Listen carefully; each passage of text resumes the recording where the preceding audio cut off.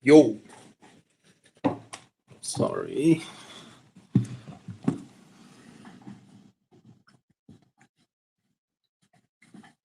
Sorry, that's my after shower hairstyle.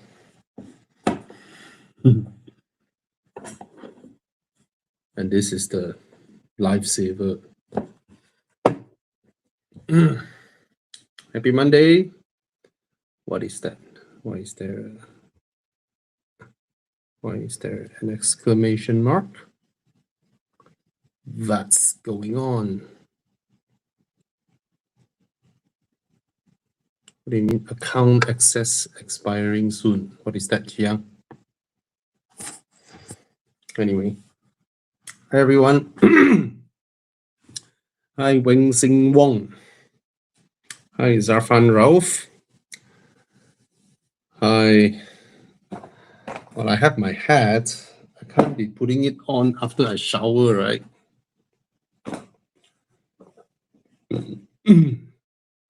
Happy Monday, Chi Hong Chin. Yo, Joseph Puven, all the way from Finland or Norway? Same lah.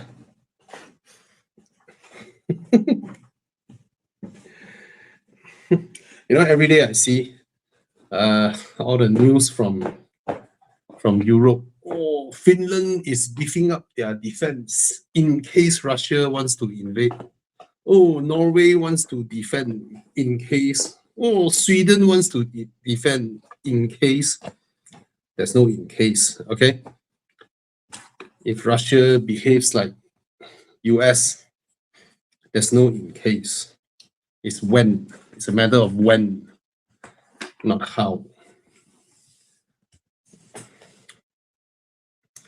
Wing Sing Wong, I also have a bottle of Lifesaver next to me. Yeah, man, Lifesaver. Nice hat collection. No, I only got two. Oh, Norway. Yeah. Joseph is Boy 638. Hi, Bobby. Have you tried the Wuling Bingo? No, sorry. I haven't tried that car. I can't even have.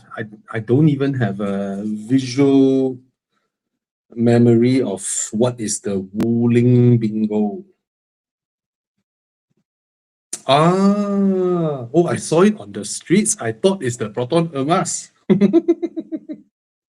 They look so similar, right? 62,000 ah. No need review ah, wait, buy ah, wait. 62,000 so cheap ah. 62,000哦 62K only ah, wait. Walao. Hey, I thought they don't allow. I thought Perodua don't allow. Why Perodua allow? Why do they allow this Wuling Bingo to sell at this price? I thought some foreign yada yada have to be 100K. Oh, assembly line some more. Wow, local assembly some more. Okay. Okay. I think the Wuling Bingo S looks better. The Wuling Bingo S looks more, looks nicer a bit. Hey, Xiang, blew me up. Ta-da! This one looks nicer.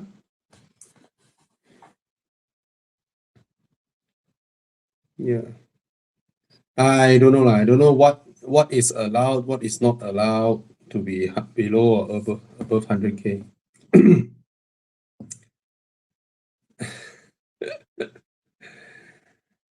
Hi, Bobby. Between Leapmotor B10 and Emas 7, which one you go for? I think if you watch my reviews, I think I said it very clearly that I prefer the steering of the Emas and the sound system of the Emas. And usually also I prefer the ADAS of Geely Group, Adaptive Cruise Control of Geely Group. But the B10, in terms of design, styling, interior, fit and finish, speaks to me more. So me and my wife both tried the B10 and both of us said, oh, okay, it's not the best out there. And then, of course, when we drove the C10, both of us also say the C10 wasn't as good to drive as the B10, but the B10 wasn't as nice to drive as the Emas 7. But if you ask me if both are the same price, which one speaks more to me that I would pull the credit card out easier after driving? After living with it for a couple of days, I think it would be the B10 because it looks more stylish. It feels more like a countryman than a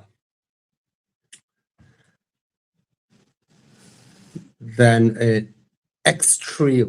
You get what I mean or not? I don't mean it drives like an X-Trail or has crap interior as an X-Trail, but the Emas 7 to me felt more like a utility product. It felt more like a thing that you use. Whereas the B10 felt more like a thing that you want because it looks more stylish, it's nice to the eyes. They are pretty meticulous when it comes to the selection of interior color, exterior color, you know, stylistic wise. So there's a more like a lifestyle aspect to that B10 or Leapmotor in essence. Just if only it's as nice to drive as the Emas 7. Okay. But that's the thing. In EVs, whether the car is nice to drive or not is not the main deal breaker because these are everyday cars that you live with. All right. In China, the Wuling Bingo is 60K renminbi. Here is 60 plus K ringgit. I think we're used to this now, huh? Whatever that is sold in Malaysia is sold in Singapore with the same number but different currency. So we'll just accept it with products from China. Does it mean that products from China, it will be the same number in Singapore but with a different currency? Anyway, hi Bobby, looking to buy an R171 SLK. Any advice what to look up for and which spec is the best one to get? R171 is the one before the SLC, right? Okay. Yeah, good car. Good car. Okay, these cars are so old by now. It's no longer about which spec. It's about which owner you're buying from, right? You have to buy from an owner that really takes care of the car. The funny thing about this model is I really don't like the facelift. The pre-facelift has a baby McLaren SLR look to it with that arrow front. Yeah, this one looks much better in my opinion. And then the facelift became the squarish headlights, which I felt not very handsome. No, not this one. No, the facelift is the more squarish headlights one. Yeah. That's the facelift. Yeah. So this one, 我不喜欢呢. Yeah, of course you can ask about property. If I can answer, I'll answer. Yeah. Jonathan David Vincent collected the iCar 03. It's damn nice to drive, right? This is so surprising. This car, you know, the other day, right, I was driving and in front of me, there is the Cherry Omoda 5, which freaking looks like a Porsche Macan on steroids, right? The way it was designed, right? So sporty looking, right?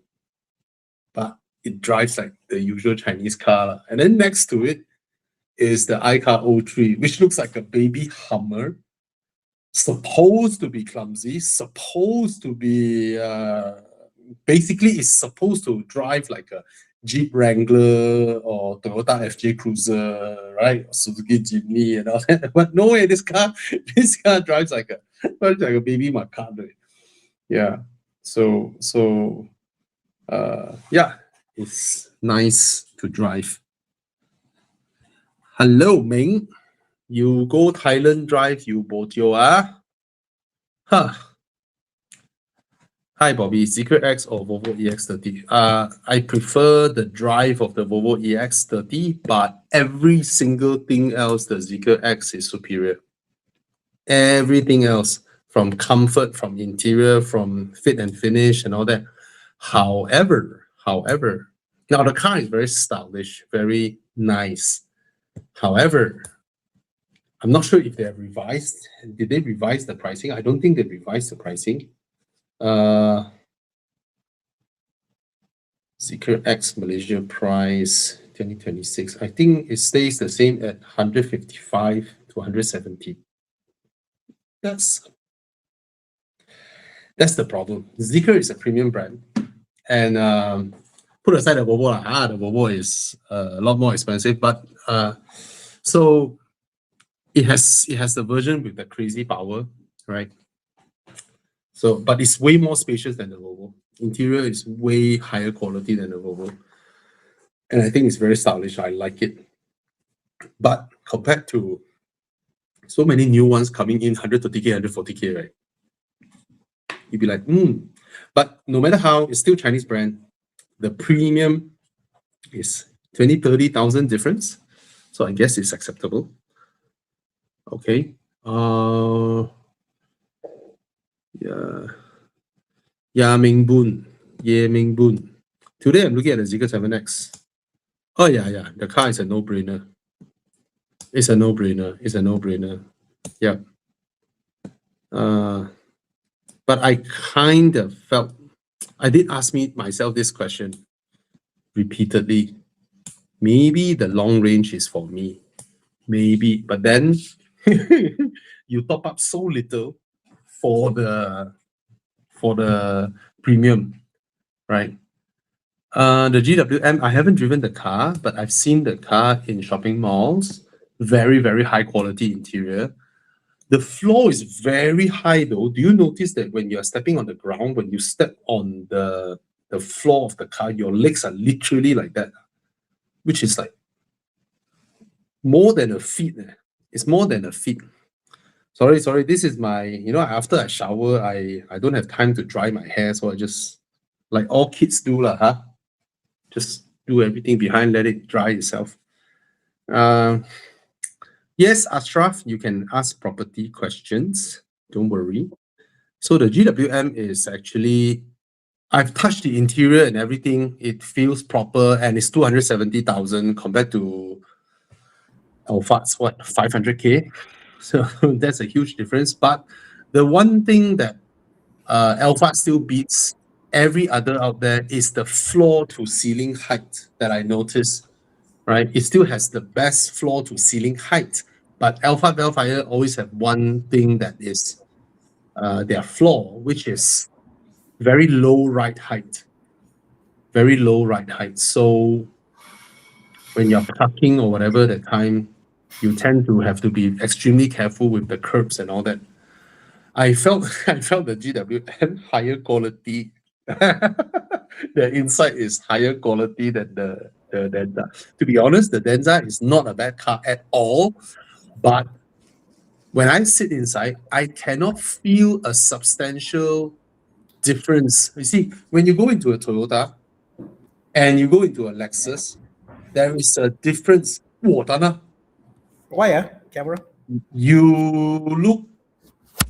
Hey, okay, ready? What the heck? Hey, no, you went back. No. Killing my lens. But the white balance, just now you become African, like freaking Negu. I can't even see. Okay. You went back to very. I will check the setting on Restream. I think. Yeah. Your white balance. Yeah. I hear what you say. I think the differentiation of what it is. Yeah. So the Denza, when I went into the Denza, okay, by every measure, the Denza is not a bad car at all. No, I've driven it. I mean, it's competitive enough, but I just felt that there is no difference between the Denza logo D9 interior versus a BYD logo, seal or sea lion interior quality. It's the same. So if it is called a BYD D9, it would be totally okay. Okay. But the GWM interior is proper plush. Just that I haven't driven the car. But I went and checked it out. I kepo in shopping mall. I saw it. I went in and touched and all that. The leather is top notch and all that. So I don't know how the car drives yet. My personal experience with GWM is very interesting one. Their products, right? Like BYD, there's a certain standard with all their products. You know, they ride proper, they all drive proper, very consistent. Zeekr also very consistent. Cherry is a bit like that. Most cherries don't drive exciting. They are very soft steering, very loose, you know, very consumer kind of drive. And then out of nowhere, within cherry car, suddenly you have a C9 that feels very different, right? Just haven't halfway there. GWM to me, right, is like one product is here, one product is here, one product is here, one product is here. So very interesting. You know, the consistency is not there. So I think it's because they are trying out new platforms. This one is the new, the what, high line, some high four or whatever platform they have.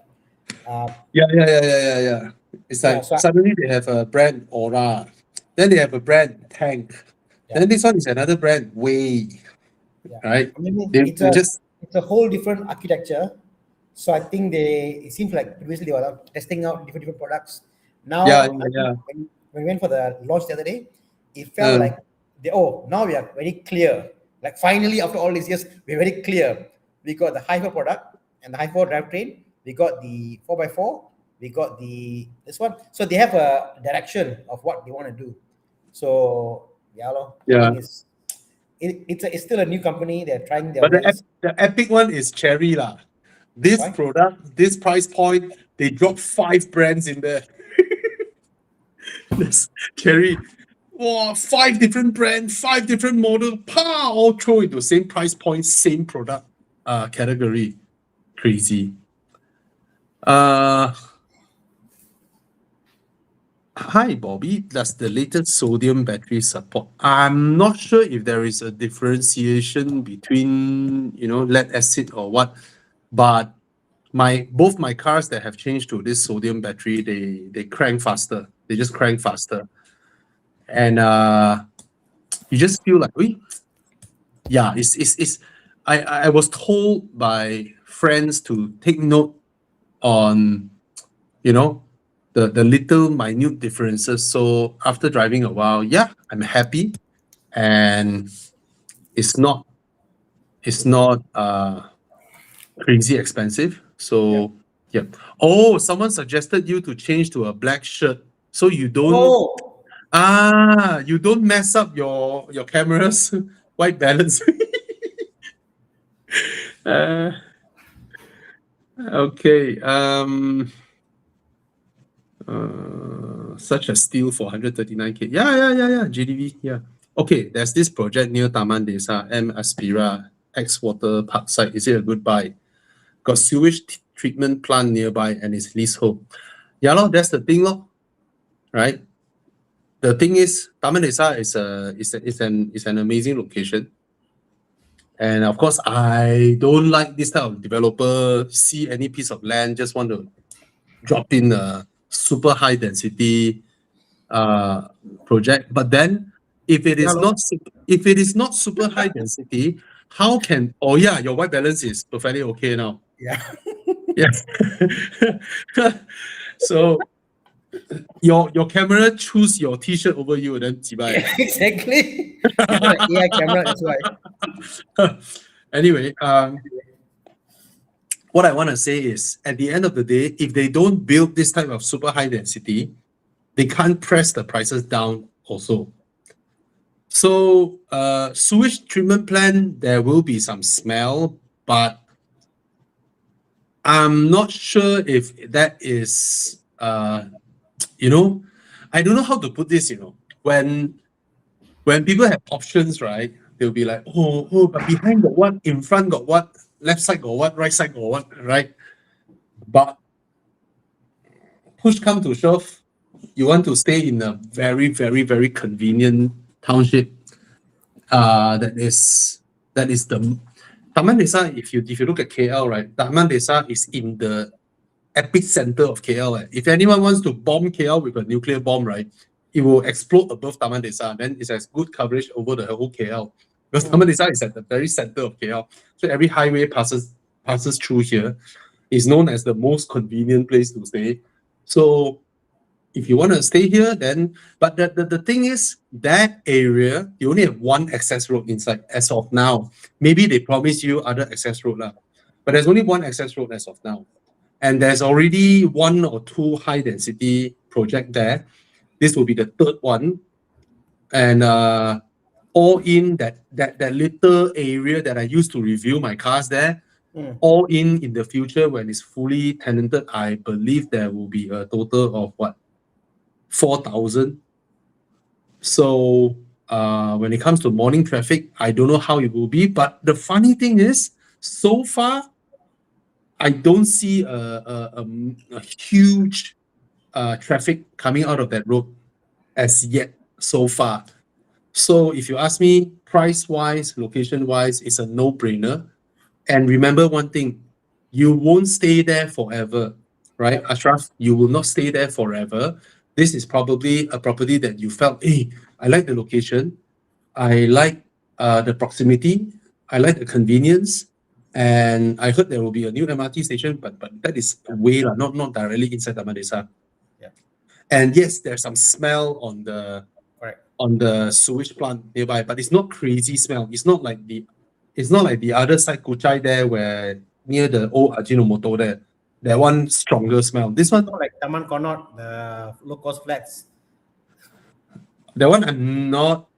Yeah, I the don't. low-cost flats. Yeah. Okay, I don't. I that's not my area, so I have no knowledge.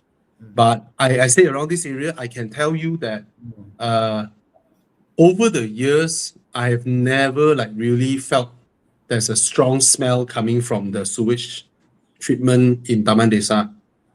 Compared to the Ajinomoto Lake in Kuchai, that one is stronger. All right.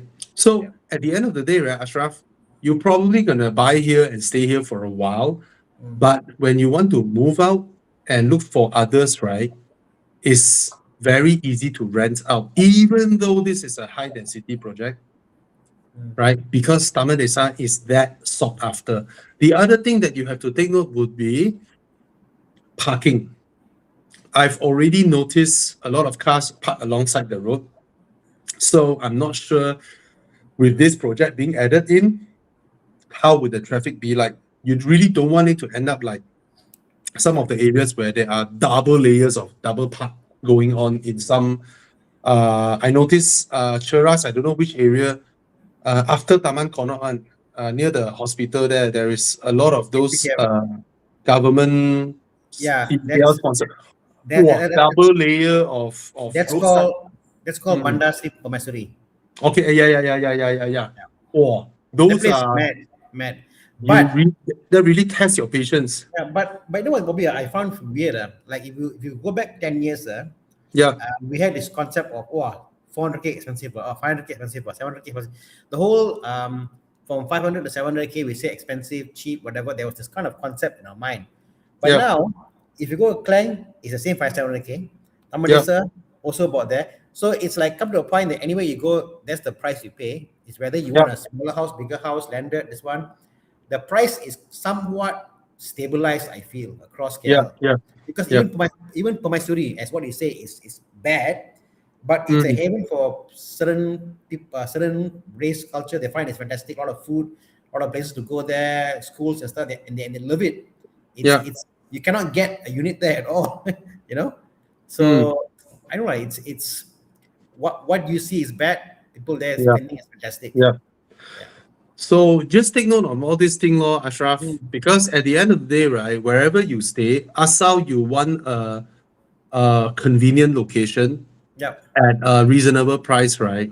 Other people will also like it, and it will be heavy traffic. So these are the things to take note of. Or I can foresee this, but if you ask me, price, location, no-brainer. It's a no-brainer. And next time you want to move away and rent out or sell, I don't think it's too difficult. All right. Don't take all that kind of over loan. I heard there was a project in Kuchai, right? The very early phase, they overvalue their project so that some people can buy cash at 500K. Some people can take 750K loan. Yep. Overdraft of 200 over 1,000. Don't do that. Just don't do that. Okay. If you need a place to stay, you can buy. Then next time you want to move out, you want to rent out, you want to sell, I don't think it's too difficult. And that's what I felt. But there's a lot of unit except that thing condos with a lot of unit, there's good and bad also when expensive items like a lift rosak, right? Every unit just need to pay a very small amount to top up, but the probability of lift rosak also higher because more people using it, right? But nevertheless, Marsing is known to deliver their project. They won't run away. They won't halfway end up like Mammoth and Bayer or 8 Conley like KSK. Don't have this kind of thing okay. Sorry if I spend too much time on this, but these are the topics that we are car owners, we are home buyers, right? So if you want to ask relationship advice, Tana also can give. Why you can give better? Tana can give financial advice also, right? Yeah. Sorry, we're not familiar with JB property market. I went there a few times to promote some property there. But it seems like now Malaysia, the second hottest place is JB, right? Yeah. Right. Everybody's saying it, but I still don't understand the layout of JB. Because some say they want to be quiet away from town. Some say they want to be near the border. So there's a lot of permutation of what they think is a good property. I just felt JB don't expect appreciation. You cannot expect appreciation because when I went to JB, I went to the top of one condo. I look at the vast amount of land there. Yeah. Impossible there will be any appreciation Correct. of current projects. But if you ask me, new projects, would they cost more? Probably because of the global inflation that is oncoming. Okay, so probably, right? I just want to highlight this comment. Junwon Music 9877. Why don't you change the way of thinking? Because he bought a 400K car, so you don't have enough to pump petrol. If you didn't buy 400K car, you don't need Budi 95, ma? Yeah. If people want to think that way, like how you think about it, right? You felt that, you can afford so expensive car, you should pay more for petrol. Then he reverse Uno you I already spent so much money on buying such an expensive car and pay so much excise duty, which you did not. Yep. And I pay more road tax. I should take the booty. You contribute nothing. You shouldn't. My income that allow me to buy a 400K car means I pay way more tax than you. You get what I mean or not? Don't say everybody wants something more. Exactly. It will come back and bite you. You can't deny human aspirations. Yeah. Be better, more things. Yeah. Right. By the time I'm sure one day you will afford a 400K car also. Every one of you here, I'm sure when you are younger or even now, or when you're in the toilet, you go on your phone and see cheapest Porsche, how much? Yeah. Everybody looks, cheapest Ferrari, Yeah. It's human nature, aspiration. That's what we do. Yeah. Talking about property again as well. Yeah. I noticed that, like you see, let's say Ipoh. The older property, Ipoh is a mature township, it's a city for a long time, Yeah. But you notice there, so many new projects coming up because the land is big, And the old houses are hard to sell, So even the same price or whatever, people say, I'll buy new because of loan and all that stuff, whatever. So I think JB will have the same issue because why is lowest land? Why want to pay for unnecessary legal fee and all this and all that? New property is new. It's just easier to buy new properties when the land is vast. When Penang land is limited, KL is somewhat limited. It's a bit different, like, no. But I think when the land is bigger, like in Perak, Ipoh, JB, a bit hard, I think. Yeah, yeah. Do you and there's one kind of house that will have a hard time selling is those old taman, huge bungalows. Yes. Oh, I tell you, cannot sell really. The market value 12 million. No, but like you see, gasing, they sell, and there are some people who buy gasing. I understand, but let's say your taman is a big landed bungalow lot, but it's in somewhere Ulu Ampang, Old Town, whatever. Your neighbors are all old houses. It's a bungalow Yeah. lot. It's near Yeah. Jalan Ampang. It's KL. Yeah. But your neighbors are all old folks, old area, Kepong, whatever. How to sell?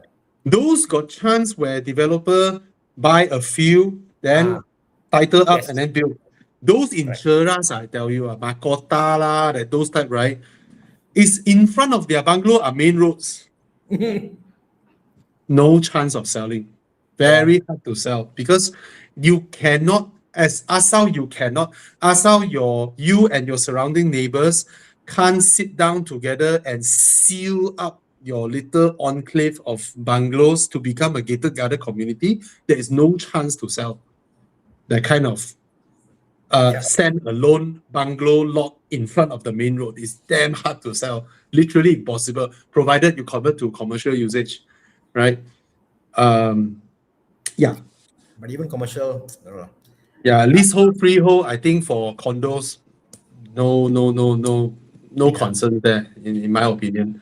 Because I think in Malaysia, there's never been a case whereby, from what I know of, property leasehold property and the government take over. I've never heard any cases so far. No one dare to. like my mom's house in Ampang, Yeah. Ampang Old Town area there. Lease expired, but they give 40 years. Yeah, pay again. 40 years, extend. Keep on paying, you know. It's just the way it works. Yeah. Yeah. So we don't know how would it be yet, because condos only truly appear in Malaysia around the very late 80s, or mid 80s. So what's the oldest condo in Malaysia? In Malaysia, I have no idea. It's called Desa Kudalari. Is that the oldest condo? Yes. That's a very nice location to stay, Nice location, but it's walk up, It's walk up. Yeah, no lift because 4-story, right? Yeah, correct, yeah. Yeah. Exactly. Yeah. Given the current conflict in Middle East, should I buy Civic EF or Civic Turbo RS? I like you. Wait, Jaden. All I can say is, when I drive my diesel now, I appreciate how smooth it is when I drive the car very gently. Today, right, I helped one friend to open up his mental block. Yeah. Because for the past 1 or 2 weeks, he parked his diesel at home. He don't want to touch it. Then he rides scooter to work. Wow. So I sort of helped him open up his mind block. I said, actually, right, what you are experiencing now is just that you were mind fucked from the price of 290 to 6 ringgit. Yeah. Right? But do you remember you driving your car in Thailand, paying 6 ringgit petrol, driving around the whole Thailand, enjoying your drive? I cried. No, yes.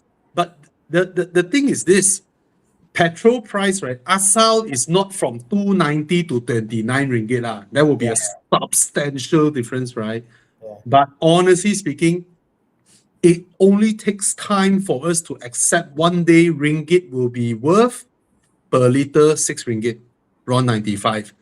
The day will come, will always come, because we are using fiat currencies. Okay, our currency is fiat currency. If you don't understand what is that, go and search. That means it's only backed by government promise. There's no gold being backed behind. So it will slowly depreciate in value no matter how. So it's just that during a short period within this short period of time, a lot of people, wow, I'm going to sell their Hilux, I want to buy their car, change car. No, if you quickly trade in your diesel, you're going to lose money because everybody knee-jerk reaction, sell their diesel and quickly lose 20, 30,000.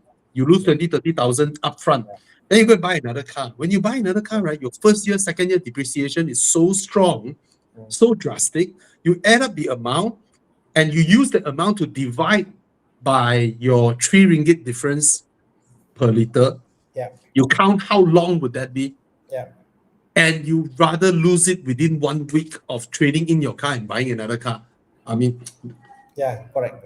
I mean, you will lose more by getting another car. No, Kendrick Chi made a comment here. Can you highlight that, Chiang? yeah. See, lately I discovered joys of defensive driving, smoothly, braking progressively, and strictly following people. So true. Now I make it a game. So when I drive now, how do I brake just in time? Traffic light, go. so I make it a game out of it. I chill drive, lepak. I mean, on my kids like, no, obviously. Earlier my kids, I just kind of like, oh, now I'm more relaxed. Chill This drive. is mental masturbation. You make yourself feel good only. No, but no, I'm enjoying a different aspect of it. And I know. People out there emptying your car boot from nonsense that you put behind Yeah, I will did that. save you way more fuel. Okay? Your stupid spare tire, if every day you just drive from, let's say you stay in Cheras, then you work in downtown KL, then back to Cheras, then downtown KL, right? Your stupid spare tire behind, do you know how much fuel you spend bringing that bugger with you every single day? You take that guy out, you pump your tires to like, let's say your tire, the rating is 230, right? Yeah, let's say your tire is, I don't know about the PSI, but let's say KPA, your tire rating is 230. You trust me, you pump to 260, you will be safe. Correct, okay? correct. But you save so much fuel. Yeah. Okay? You pump to 260, you take out your spare tire, all this. But nevertheless, I mean, come back to this, right? These are all mental masturbation. You're just making yourself feel good only. Just live with it. But that being said, I stopped V-Power racing. Oh, the day has come. The day has come. Because Okay. I know okay. The only car I stick to, okay, that I adamantly, because after I brought my Audi to Thailand, right? Yeah. All the RON 95 nonsense, the Thailand dirty fuel and all that, right? So I'm like, fuck it lah. Just that car has been on 97 V-Power. All right. And then my Aston, I still stick to V-Power racing. But recently I keep going Taman Tun because Thomas moved there, right? Taman Tun got a Shell, but coming out from Artisan, right? When I come out from Artisan, right, there is a Petrol with RON 100. So I've been pumping RON 100 on my Aston, which is also about 6 or 7 ringgit already. Smaller. Yeah. Yeah.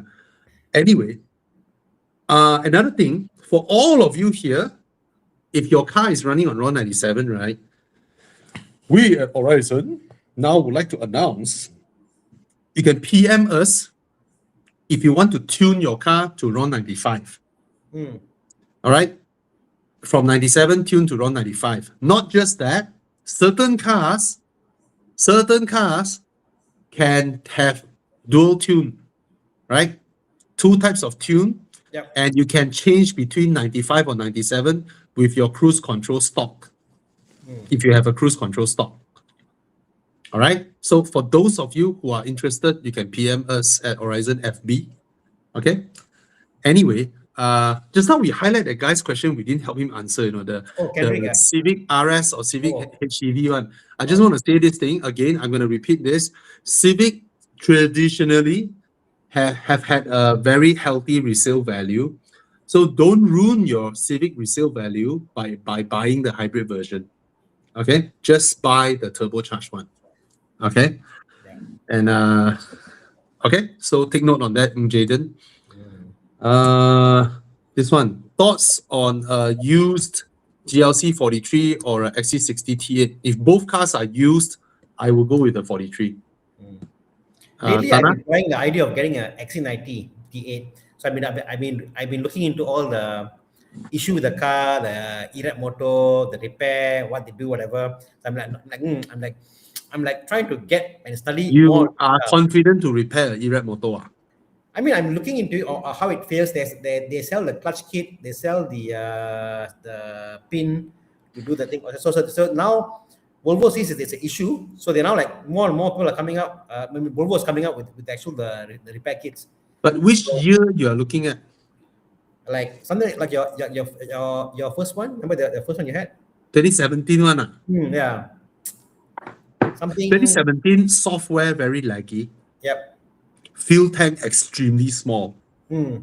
Battery is useless anyway. Just throw it away. Yep. Oh, conversion. Don't want a conversion. Don't want to convert. But it's too small. That battery is so small. You might as well just go for the newer one with the longer range. Yeah. And take note, this car, when the battery run out, the fuel consumption is gila. Yeah. It's The either fuel consumption, either that or X5. But the X5, there's I think 1 year they came out with a 7-seater. So X5 hybrid also. No. I mean, no. X5, I got an option. X5, I got an option to go. I see. Why would I buy a hybrid for? I tell you, bro, the XC90 and the X5, when your battery runs out, your fuel consumption, walao. Like, XC90 is more because it's like, I mean, you pay more for fuel, but it's a beautiful car. You know, it's a beautiful car and it works, like, you know. Yeah. But the X5, it's very practical, easy to use, easy to fix, you know. Let's see. But interior not as nice as the Volvo lah. Yeah, the leaks different lah. Cannot lah. Yeah, man, Volvo interior is so nice. Yeah. Oh, Cayenne. Oh, good price now, the Cayenne Coupe. Below 300k. Will it depreciate much steeper from now? No. 2022, is it below 300 already, or 2022 still pretty high? I have no idea. Okay, Jiang found it already. Come, Jiang, share with everybody. Wow. Wow, below 300k. Yeah. You totally can buy this now. You can buy it. It will still depreciate because no, this is what 370. 370 is still high. Because let me see, Cayenne Coupe. I remember this car have dropped to 300 thereabouts. Or am I wrong? Or is it a normal Cayenne? Cayenne Coupe, 280,000, 2019. 280,000. Okay. Yeah. Oh, this color is beautiful. Buy this one now. 300k. Okay, buy this one. 2020. 300k. So it will drop slowly until 4 years later when this car is 10 years old. Then it will have a bigger drop. Okay. Any one of you with cars that you are currently driving, if you want to drive your car longer, you don't want to sell it so soon, and because of the economy or whatnot, you want to continue driving your car, right? You can contact us, Horizon FB. We can help you extend your warranty. All right. If your car is still under the official warranty, that means you service at BMW or you service at Mercedes or you service at Porsche, right? We can help you extend it to 10 years. If your current car, you just bought like 2 year, 3 year like that, we can help you extend to 10 years and you still service at the official place. You don't need to service at our network. Only 10 years above, if you still want our warranty, we can extend to 15 years. Then it will be another program, which is service outside. Okay? Just to let you guys know, we can help you extend your car warranty. Cayenne Coupe, yeah. I think I would prefer one that is 300, below 350, 320, 330 thereabouts. That will be a healthier price. But of course, if you can find a good deal below 300k, by all means, right? Okay. F30 LCI, meow, very good car. By Xpeng G6 facelift. I haven't seen or touched the car.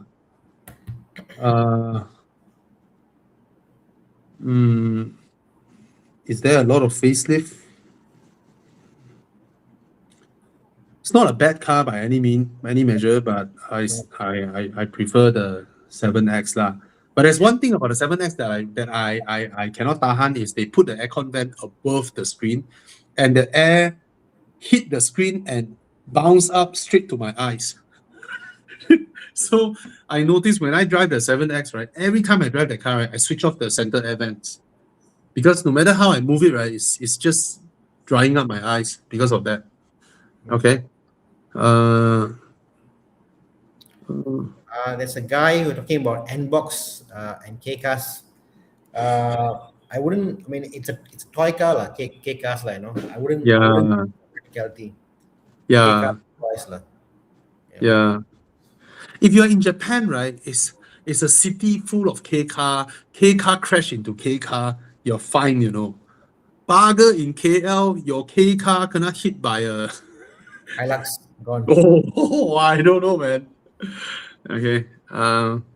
Jetour T2 just came out. I have no idea about its reliability at all. So you can refer to Chinese social media to see how this car is. But Jetour is such a new brand. I think the entire world's Jetour haven't run out of their warranty yet.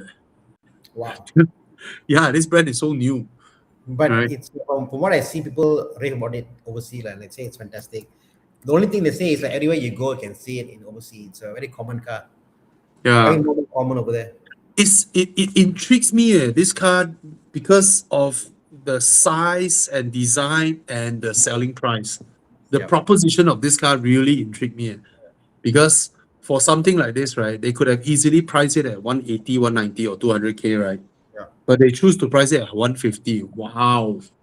So it actually intrigues me. Think about it. People who are buying Civic now. Yeah. You're like, Civic. Right. Sure. You know, like right.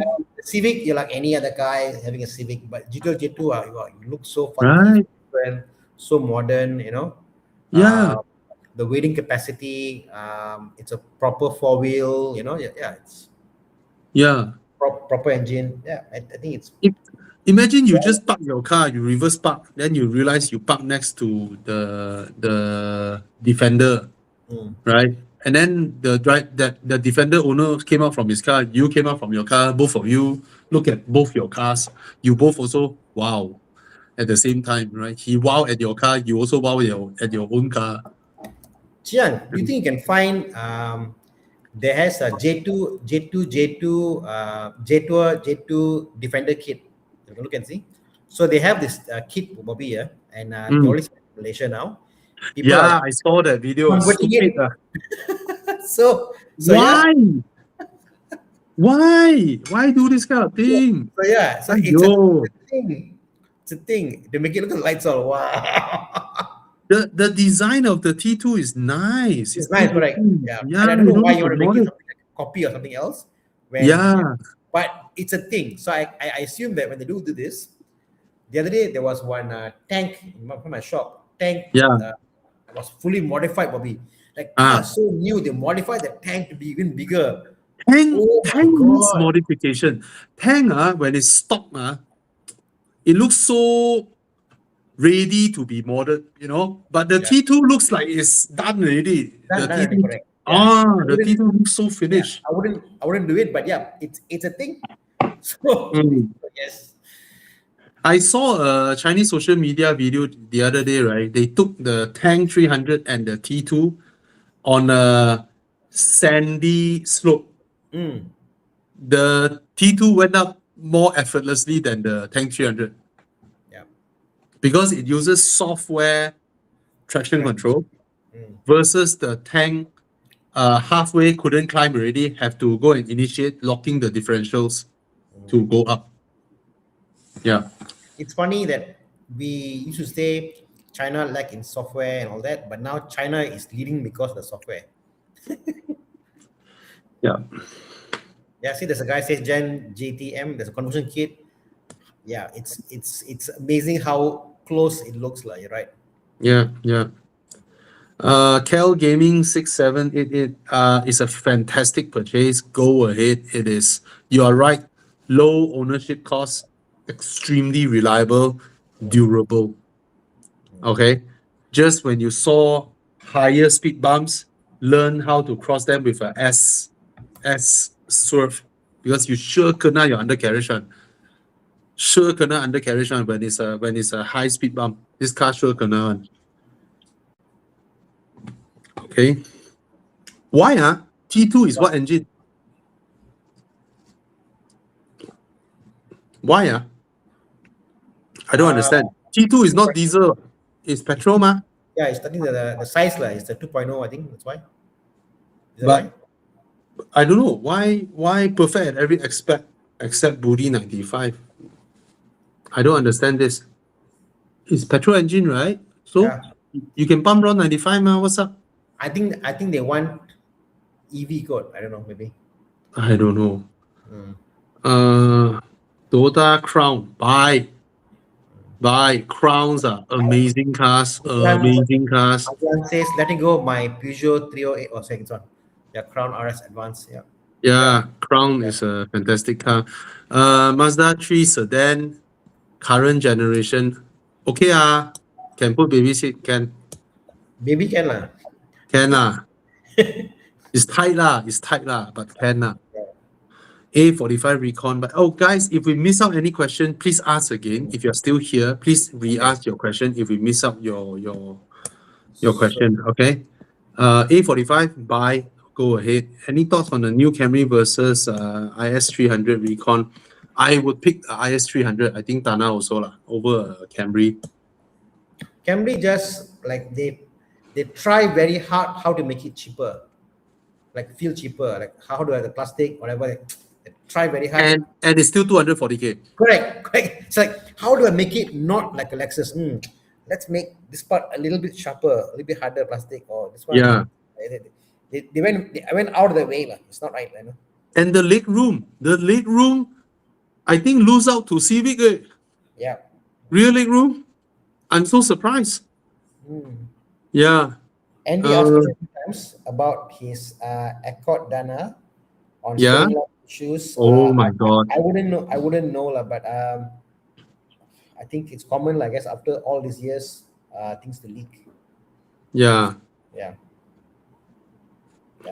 We always hear Japanese car got steering rack issue.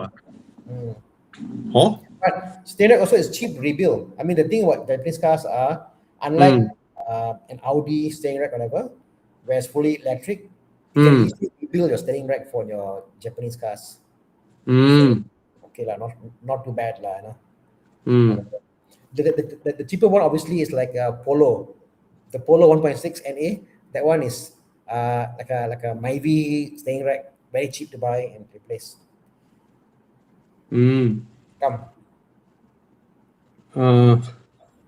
There's one guy who asked. Sorry. Go ahead, pick one.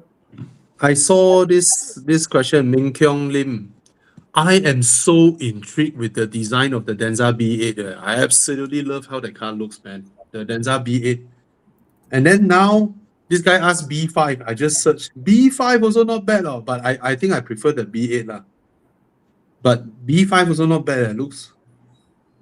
Oh, China is crazy, man. China is crazy, man. I think they... I have a thing, Bobby.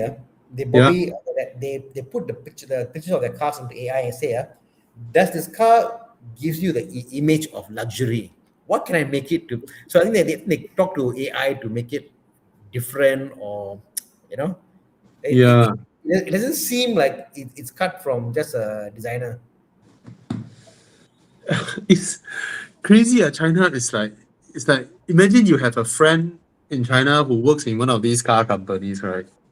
Last week you ask him, what are you doing? Oh, I'm designing a new car, Denza B8. And then this week you ask him, what are you doing? I'm designing a new car. Oh, still that one? No, now it's B5. next week B6. Crazy the amount of cars they pumping out. Wow. Okay, this is an interesting one. If you have a 991.2 GTS, 2028. Must be okay. 2020. Okay, 6, I think. Which one are you looking at? Which question I highlight? Ru Sushi. GTS 2018. Oh, this one. Okay. I plan to let go my car 991.2. This one, right? Yeah, okay. Okay. 2018 991 he has, or Uh, Ferrari. Which one should he keep? which one should I keep? Because less time in Malaysia.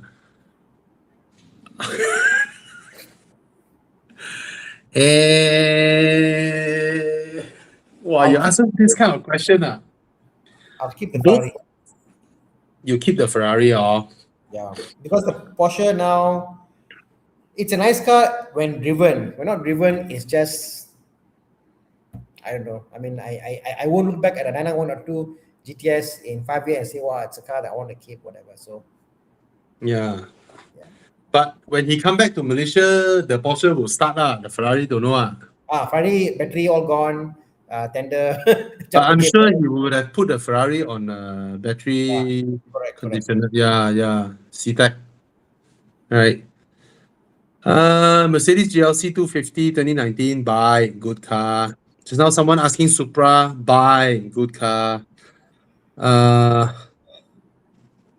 Okay. Again, I'm just gonna say my own personal preference. I prefer the 7X, right? But you're not making a wrong decision also if you like the Tesla. Oh. Okay, you wanna help him on this one, Tana? Budget Budget, 100K for a family car yeah, upgrade. Advan Faiz. He Going the 981. 91 Cayman S with the idea of all-rounder like M340i or FL5 interests me. Any other personal option for me? Family car upgrade, you cannot get the Cayman lah. Now Cayman is driving GR86. You have a GR86. You want to sell your car. You got bored of it so fast.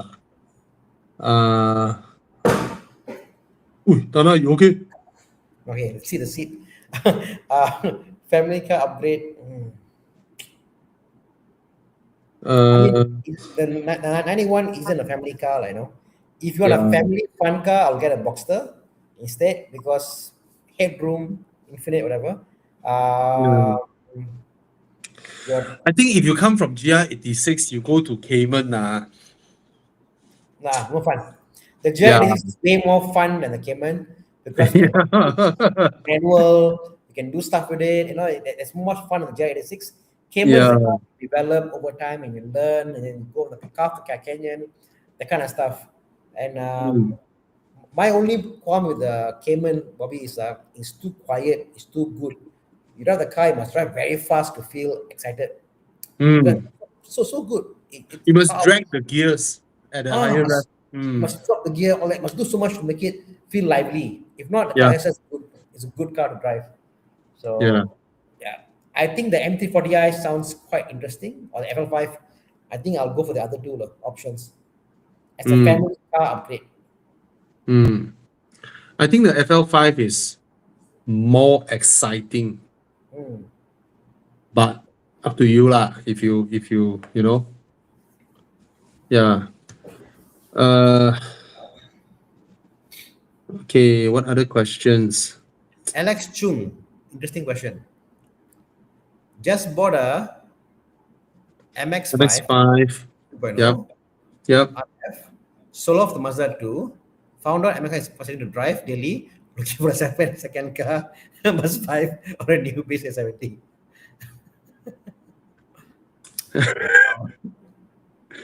Why is it frustrating to drive daily? Impractical interior, not Yeah, enough room. Because if I were to live with a MX-5 daily, I will feel very claustrophobic. yeah, you know. It's I like even my Boxster Bobby, my yeah. Boxster I can drive because I can put the top down, not so bad. And also I Mm, got space front and back, put stuff whatever. But the same thing in the Cayman, I feel like two-seater, nothing in the back. And I need the back seat in a two-seater. I seriously right? like now with the 911, I feel like, oh, finally, I have a back seat. Right? You can put things behind and all that. Yeah. You need the back seat, you know. Yeah. Yeah. X5 is to me really Yeah. I don't know, people who live with it, they live with it lah, but it's not, yeah, space lah, it's the issue lah, Yeah. you know. Mm. You know, I will go for the S70 or the Emas 5. Each one, I think either one is fine. You know.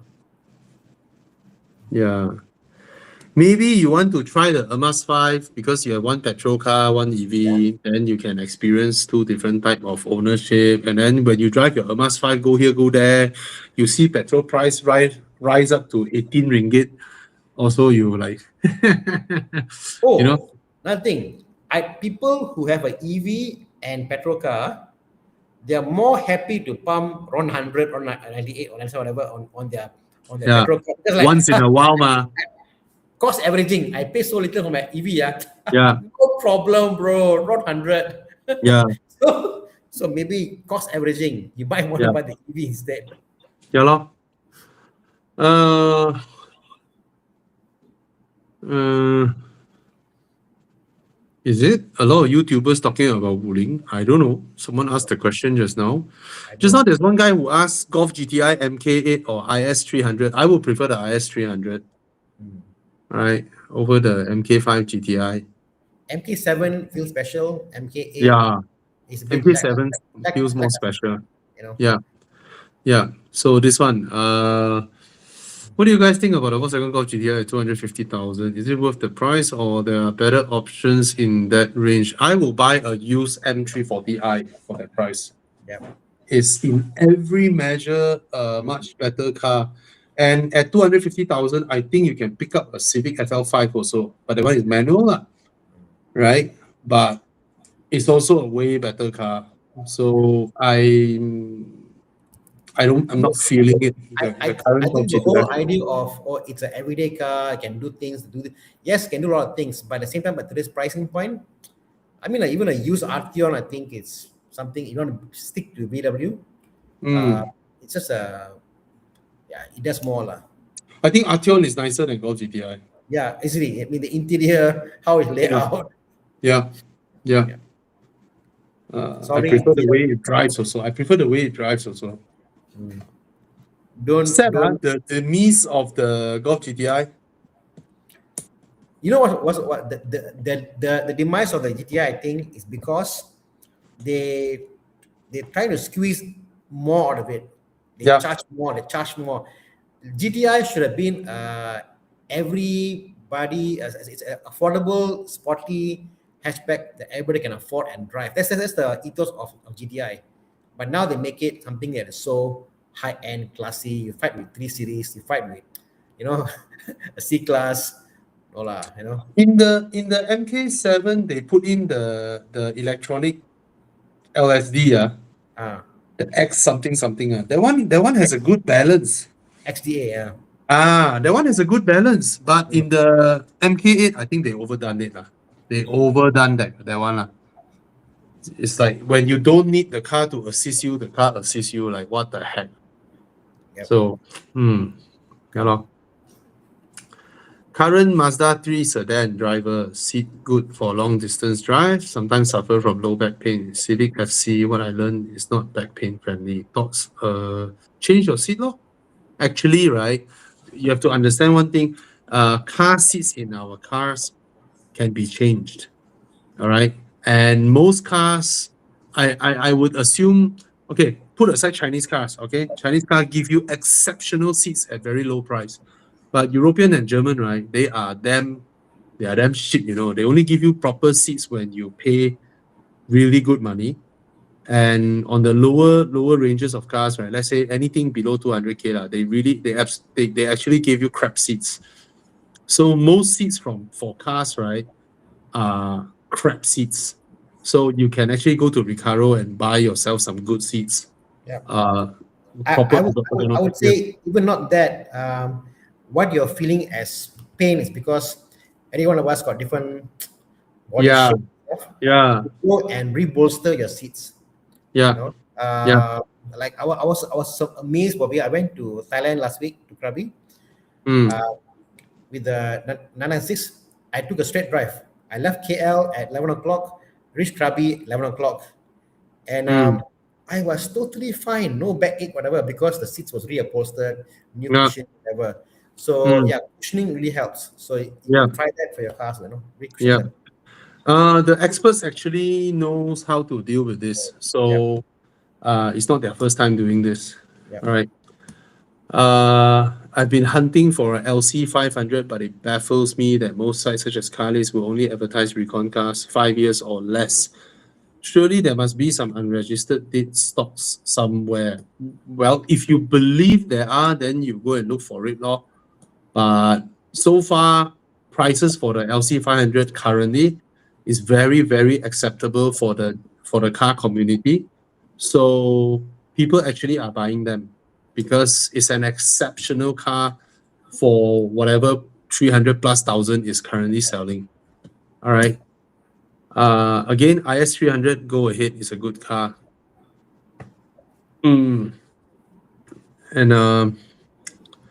I bought the G20 330i after watching your Genting run. Lately, you hardly do Genting runs because too many people are doing it. So some people go and put timer.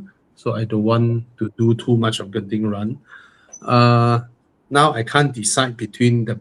Oh, what's the G45? Oh, the new X3. It drives well, I must say. It drives well. I don't like the echo control on the side. I don't like the layout. I don't like the interior of the car. But the car's engine, how quiet it is, how it drives, the four-wheel drive, perfect. Yeah. It's beautiful. It's a fantastic car to drive.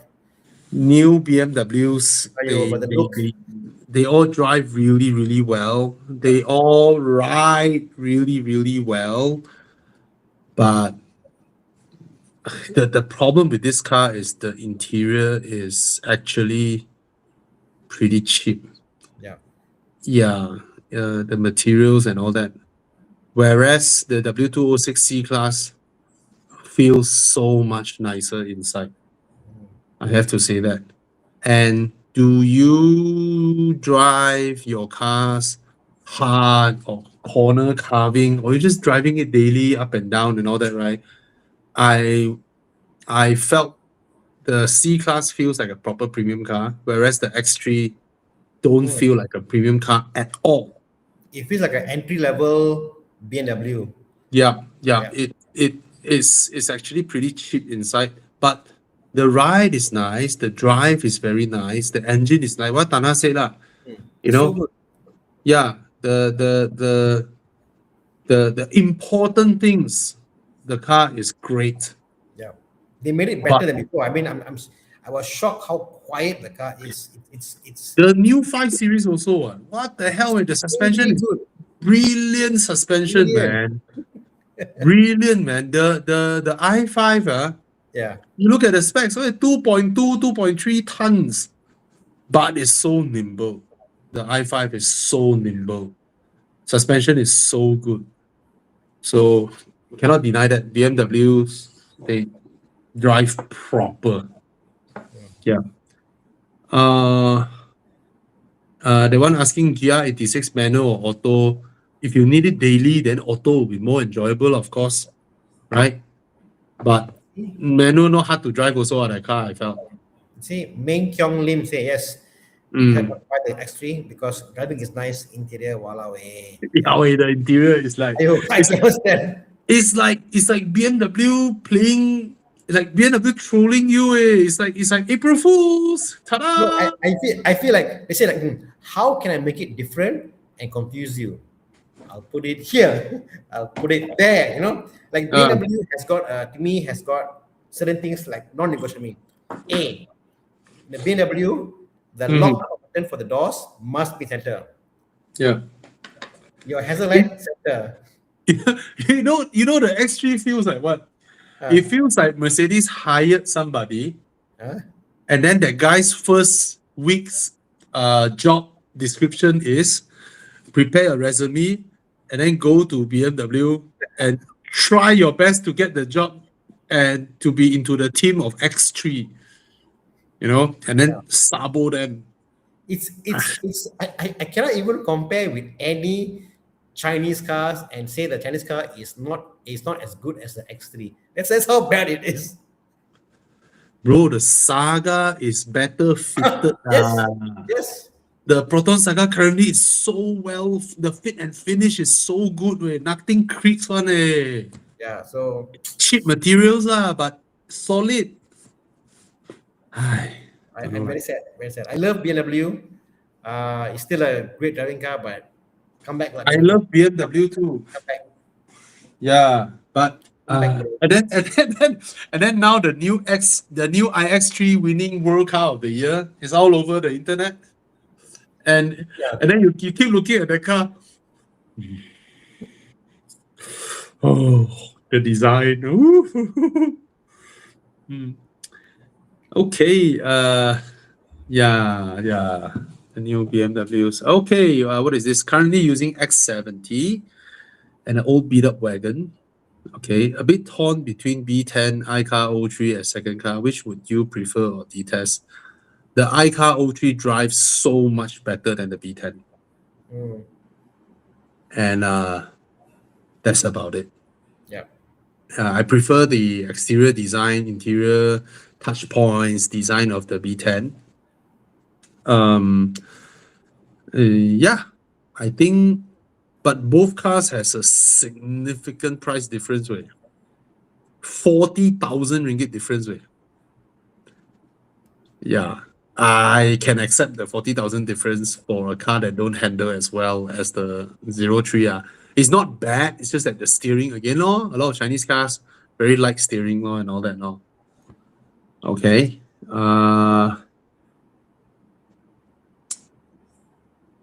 Oh yeah, BMW on and off give you a blind box surprise. Yeah, true. Yeah, the 5 Series drives so well, very high spec for Malaysia actually.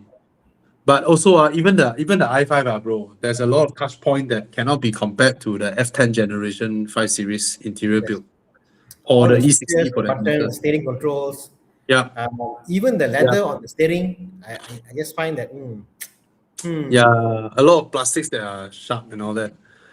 Okay, this one, Supra 2-liter or a BMW 330i. I'm currently married but no kids yet. So, you know the answer, no?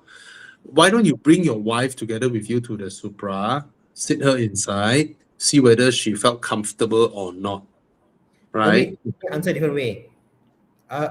If you are now not married yet, no kids, you can potentially buy now. Once you have kids, you cannot buy. You got to wait till kids are older, they won't follow Yeah, you to buy yeah, again. So either yeah. you buy now or you buy when you're 40 plus. So that's a window of opportunity. So when Mm, the window is there, use it, enjoy it, go have yeah. fun. Or if you want a balance in between, you also bring your wife to check out a Z4 2-liter, right? So what I know, the Z4 is way more comfy from the Supra that I've tested and driven. And maybe to women, maybe they can accept the Z4 better. But if you really, really, really love the Supra, then you go ahead, since you don't have child yet, right? Supra feels sharper on the road, Yeah, but I still like how the Z4 feels because the Z4 feels like a GT car, more balance. like a more balanced GT car. Like if you say, oh, I Uh, want to go to Thailand, Z4 all the way. I say, yeah, no yeah, problem, bro, perfect. Go yeah.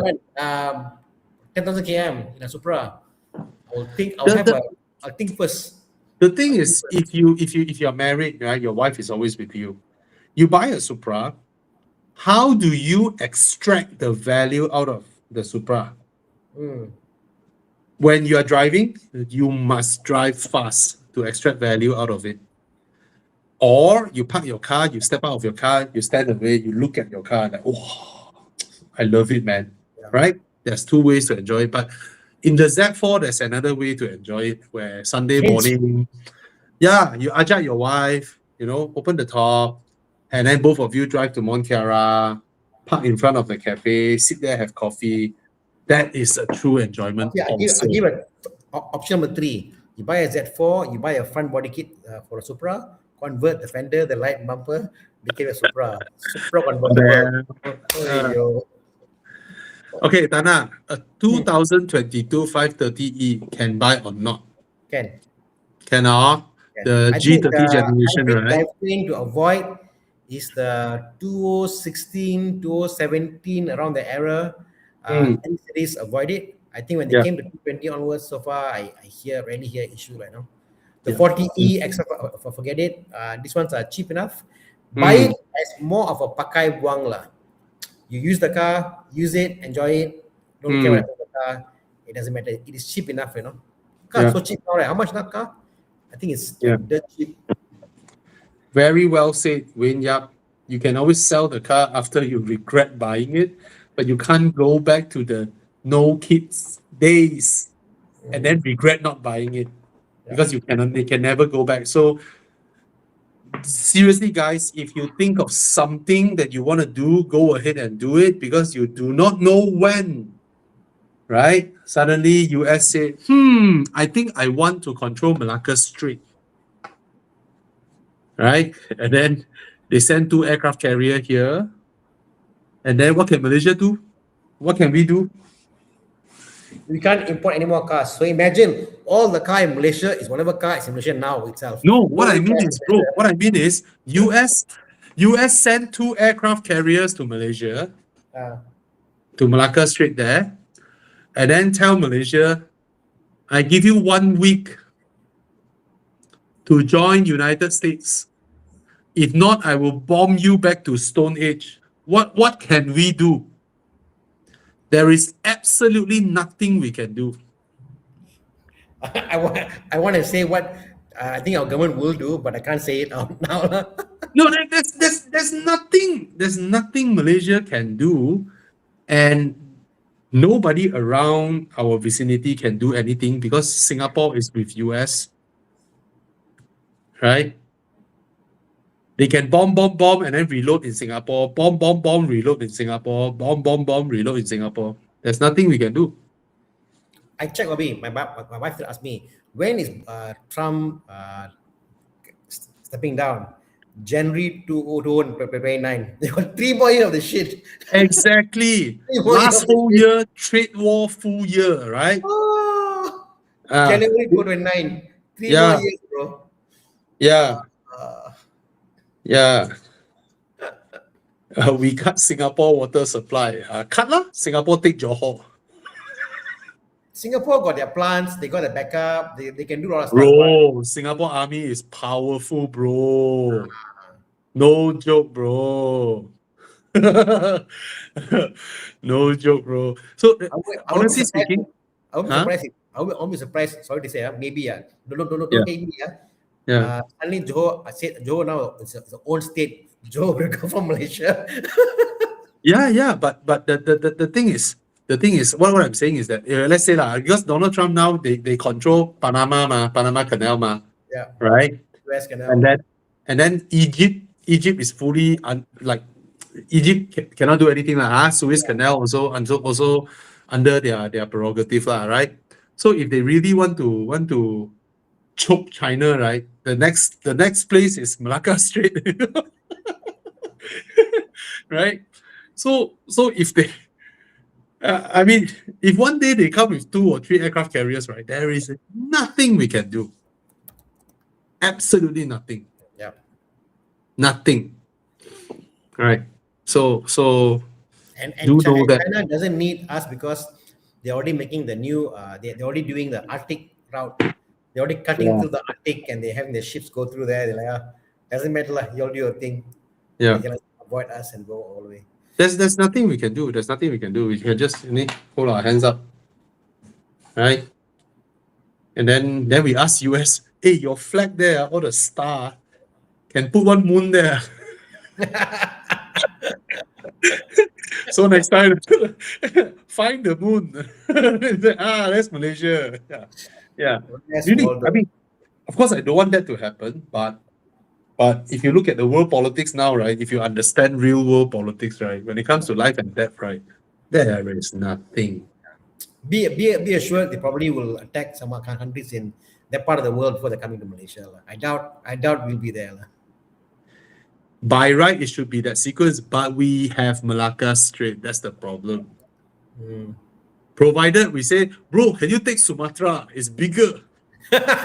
You also can control Malacca Strait. Don't come to Malaysia. Indonesia is bigger. Indonesia. No, and then we sell them the idea of strategic geopolitics, all right? We tell them this. You take Malaysia, right? If China can send their army through Thailand and come down, but if you take Sumatra, right, it will be so well protected because it's an island. Strategic defense is easier. Tell them the food also is better in Singapore. So they should do Singapore. They should do Singapore and all that. No, Malaysia. Better food in Singapore. Trust me, go there. Trump. Okay, come, let's go back to this. Yeah. Malaysia got oil. Indonesia got more oil. Hello. Yeah. Indonesia got more oil. For those who don't know, right? For those who don't know, during World War II, the reason Japan came down to Malaysia and Indonesia is because US cut off their oil. They had how many weeks of they have how many months of thing? They were like in 9 months they had 9 months of reserve of fuel. In 9 months they must attack Pearl Harbor and do whatever. If not, they're gone. So in World War II, right, Japan's only goal is to take over China, and that's it. That's their only goal. And then US cut off their access to oil, and Japan has no oil, so Japan was forced to come down to take over Malaysia and Indonesia, and kill about 200,000 Malaysians. Okay, I'm not laughing 200,000 Malaysians died, but I'm laughing at the fact that it's US again. It's like, Come, pick question. I can't pick. Okay. How reliable is Korean turbocharged hybrid versus Chinese turbocharged hybrid? I do not know. But usually the more complicated your engine is, the less reliable it will be. I think the answer is how they make it a hybrid. They make it a hybrid by putting a small alternator, like a mild hybrid, or they make it a hybrid by putting a e-motor. So term hybrid is going around. I just wanna tell people this thing. Car manufacturing is the same as, imagine Gardenia's plant. Okay, no, not Gardenia lah. Okay, maybe some whatever factory making cakes or whatever, right? Every day people go to work, they produce the thing. You do not know when last night a rat come into it and then piss or pee on some of your food, and then suddenly that batch got problem.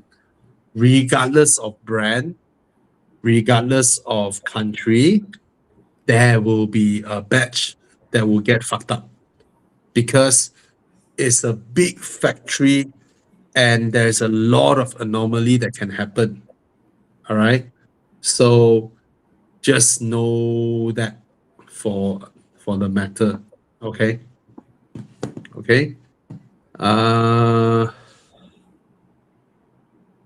Yep, every time you get out of the car, you look at your car, then that's your enjoyment. That's where the value comes in, right? I purposely repark my car now facing inwards, so every day come out see the car looking at me. So yes. Bro, do you realize, right? Okay, sorry, I go back to the whole US thing. This past few weeks, right? Yep. Social media is full of people sharing how beautiful Iran is. Yeah. Right. So it's like, because all this while the world never really take notice of Iran, except the American propaganda, all the fake propaganda. Last time they always come up with fake news to demonize the country they don't like, right? So they will say things like, oh, the Iranian football team lost the match, they went back, they were hanged. Right? All this nonsense fake news is all generated by all this Jewish media. And North Korean, he used dogs to chew his uncle to death. All this nonsense news is anyway. But this war, right, is like promoting Iran. So I think after the war, right, a lot of people will be interested and fascinated with Iran. Yeah. And Yeah. Iran's answers to all the remarks is fantastic. I saw one today. Um, Trump is insisting Iran open up the Straits of Hormuz. Iran answered, we lost the key." I, I tell you, it's really, I mean, every reply from Iran is epic. It shows their intellectual level versus the dumb asses in White House, And you saw Pete Hegseth, he showed the map. No, he was talking about Greater America. Mm, Yeah, US taking over Canada, mm, Greenland, Mexico, Ecuador, Colombia, Venezuela, the whole Caribbean. mm. What nonsense. Anyway. Well, they might lah. You never know. They might call Yeah. it United Nations of America. If Iran is smart, they should start developing their nuclear weapon now. If they are smart. It has been proven once you develop your nuclear weapon, you are safe. Nobody dares to touch you. Right? You look at Libya. Libya gave up their nuclear program. Immediately, NATO went in and finished them off. Libya has a higher living standard than Malaysia. For those who don't know, Libya has the highest living standard in all of Africa. Libya government, if your grades are good enough, you are accepted into one of those top Western universities, the government will pay for your studies full. You get married, you get a house for free. Wow. That is Libya living standard. Medical is free. And they did the world's largest irrigation project in Africa. 4,000 km of irrigation project. And then they began exporting food and all that. So Libya is, Gaddafi properly takes care of his people. But, oh well, now it's a failed state. Anyway, Bobby, you test drove the MG4 electric? Yeah. MG S5 interior to the MG4. Is the car good for work commute? Oh, the MG S5 interior is moved into the MG4. I always don't like the MG4 interior. It's too plasticky and all that. If it has the new MG S5 interior, then I think it's good. Nice. MG has always had really good handling. Oh, you can't ride recovering from accident. All right, I wish you a speedy recovery. I think it's a oh, nice. That's a proper modern interior. Now that it has a new interior, I don't know what's the price. Chia, what's the price? What's the price of the new MG4 with the new interior? If it remained the old selling price about around 100K, I think okay lah. Handles really well, this car. I'm not digging the looks. For me, the design is but some people like it. So, okay. 138K for a 3.8 second car. Can you imagine that, man? Okay, right. So 3.8. My car does twice as long. So twice as much. Mine is double. Okay, I can do 7 seconds. Yeah. Yeah, I mean, it's a nice car to drive. If it has a new interior now, then go ahead lah. If it remains the price, all right, good car. iCar 23, iCar 03. I haven't driven the iCar 23, but I really like the design of the iCar 23. One thing that can help you out, iCar salesman tells me the iCar 23 don't handle as sharp as the iCar 03. Their own salesman tells me this. I think this will help you choose. Right. My wife preferred the design of the 03. I prefer the design of 23. And I think my taste is better than hers. But I cannot criticize her taste because that will be criticizing me. So I hope that helps you. Is iCar salespeople tell me that the 23, because of the raised ride height, it doesn't corner as sharp as the 03. But I will buy the 23 and give up the sharper handling because I think this type of car handling is not the main thing. That's for me personally.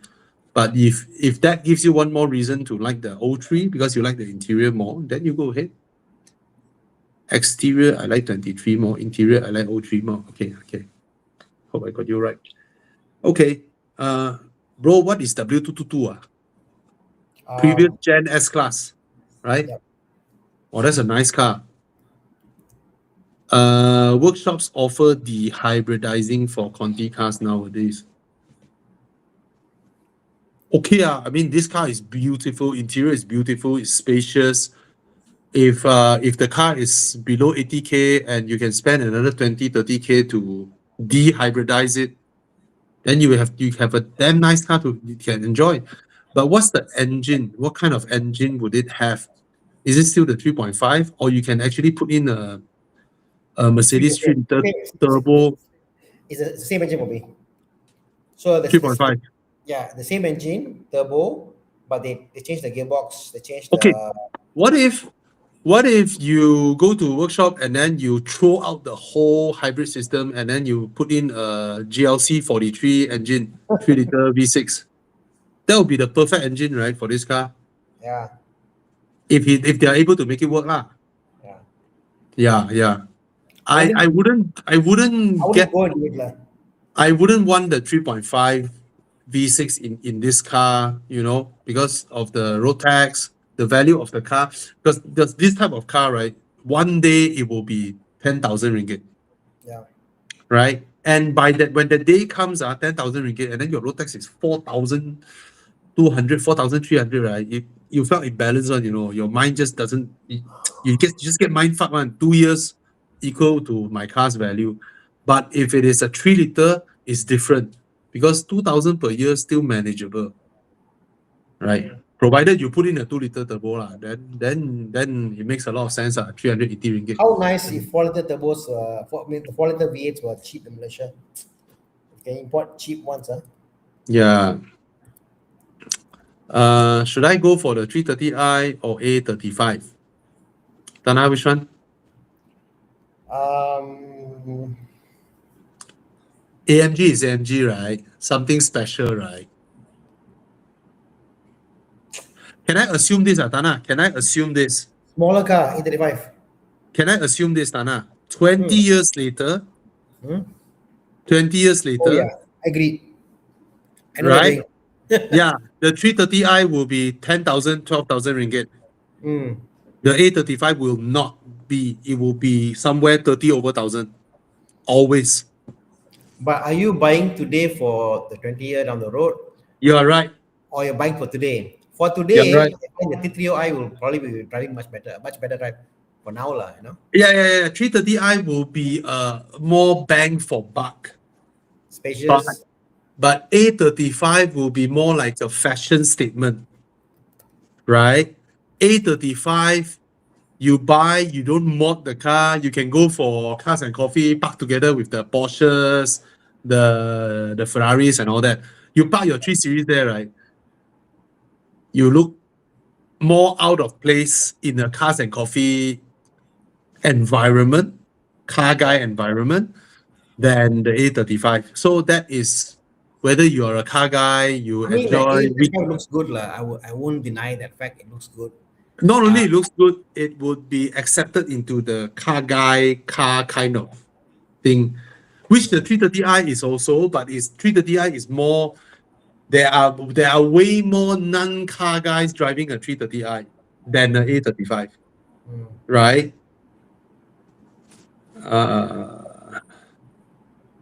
Okay. I would CLA. Yeah, nice. CLA is damn nice. Yeah. So if I put that in the mix now. Oh, I'll pick the CLA. Exactly. So my point is that if you want to go for looks and Mercedes, the best looking Mercedes is the CLA. CLA looks good. So in this two competition, A35 to me it's not the top tier look kind of thing. Yeah.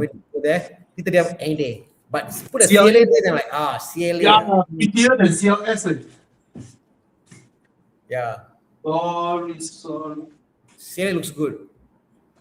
Hey, bro, I go take my nose spray for a while. No problem. No problem. Chiang, help me pick question, Chiang. Next one, yeah, CLA.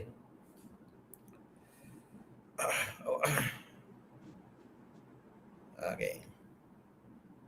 CLA. Oh, is the base 911 worth the extra premium over a base 718? With the price of 911, all record a use, I can get a 718 plus a Cayenne. What's that? Different one, bro. Comparing a 992 versus a 718, is it worth the premium? They are totally different cars. They're totally different league. I mean, one is like you've arrived. You come with 911, you've arrived. 718 is still like you're being a boy, having fun, going around, doing stuff, whatever. It's just a fun car, you know. But Yeah. 992 is like a proper car. You have arrived. Okay, my question to Gray is: do you need the Cayenne? Yeah, if you don't need the Cayenne, honestly, I mean, for me, if I could afford a base 911, I've arrived at 992. Yeah. If you can afford it, bro, it means you've arrived. It shows, because for someone to afford a brand new 992, that means you are of certain person, your income level, whatever. It speaks a volume about who you are. Yeah. Yeah, it's different, bro. Yeah. Different. Said that, too many around. Porsches are everywhere. Everywhere. Yeah. Yeah. In fact, we went for the drive to Krabi. 80% of all the cars were all 991 and 992s. GT3, GT3 RS, GT3 Touring, Turbo S. Yeah. Malaysia is amazing. I mean, it has become the De facto. like I said, Porsches are the safest choice, safest way to look dangerous. There's a saying in the Porsche Club group. They said, "Oh, you are going here the fuel, here the place." They say, "Don't worry, we're not Friday Owners Club. We are Porsche Club. You can go anywhere. They'll go come back, no issue one." So yeah, it's a very liable car to go and do stuff, go long distance driving. No problem, I know. Come, pick questions, Chiang.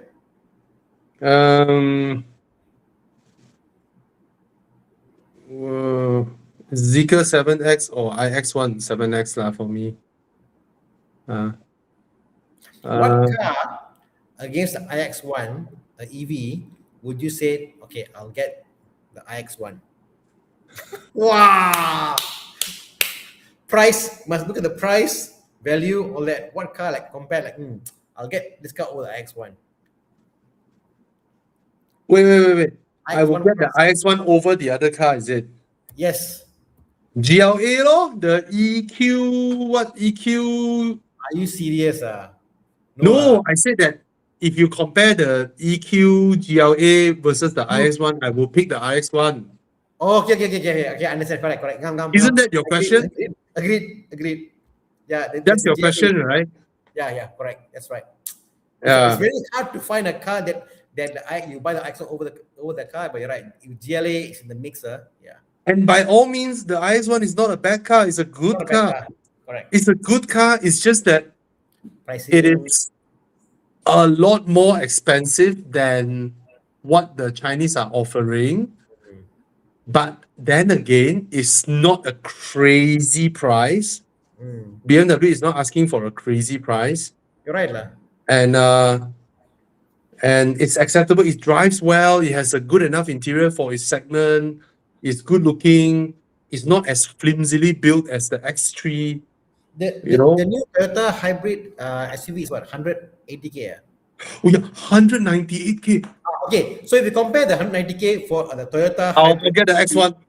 X1 any day, bro. Yeah, I'll get the X1. So in that established brand developer, yes, right, iCar is the better car. That Toyota is the new worst deal in the market now. Whew. Oh the my game. god. Oh my You know, god. that's funny. The day when this car launched, right? My two colleagues were at the launch, right? I immediately tell them, "Oi, post this car with the Perodua QVE." Now people will see the Perodua QVE is so worth it. CBU India. Yeah, the Perodua one is 100,000 cheaper. How did the Suzuki get involved with Toyota with this, sir? Japanese car maker being Japanese car maker. You know, you go Japan, right? Damn funny one, you know. Mazda showroom sells a Suzuki, same model but with Mazda badge. Ah, Yeah. In Japan, in Mazda showroom, there is a Suzuki model that did not change any exterior panel apart from the logo, and it's sold in the Mazda showroom there. wow. Japan has all this. Hey, bro, I want that model, can when do you want it? Next week. How many you need? For a few months lah. Just Japan got all this kind of weird shit going on. Like Mazda can tell Toyota, bro, your GT86 don't do cabriolet, please. Okay lah, bro. But Japan car makers, they have all these things on going on, you know. That's funny one. It's not a van. It's another model that I don't know what model it is, Chiang, but I saw it in Hiroshima when I was in Hiroshima. Hiroshima is Mazda's hometown, and I have no idea whether that model is available across the whole Japan. Yes, exactly this one. It looks exactly the same as the Suzuki one, but it's a Mazda badge. Well, Chiang, you are the god of Googling. What car did you see in Hiroshima? Yeah. I don't know how he searched this, but yeah, that's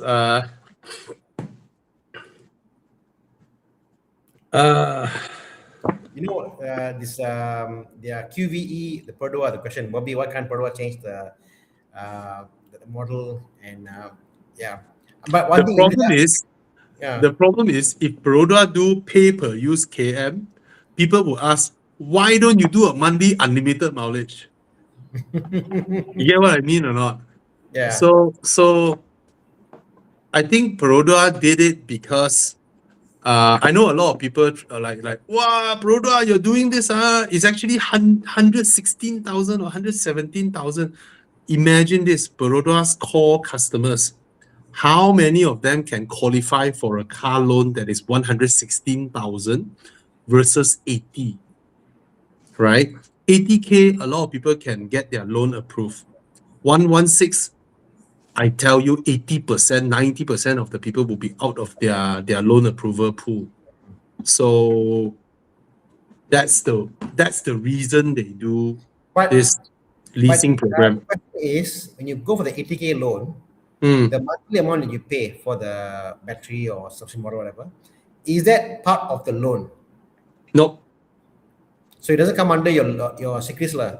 It No. comes under your service Yeah. fee lah. Yeah. That's smart lah. That is smart. It's your equivalent to your co-way at home. That's good. Because then, Right. in that way, if you think about it, Perodua has given you a way to qualify for more than you can afford. Yeah. Which is bad. And guys,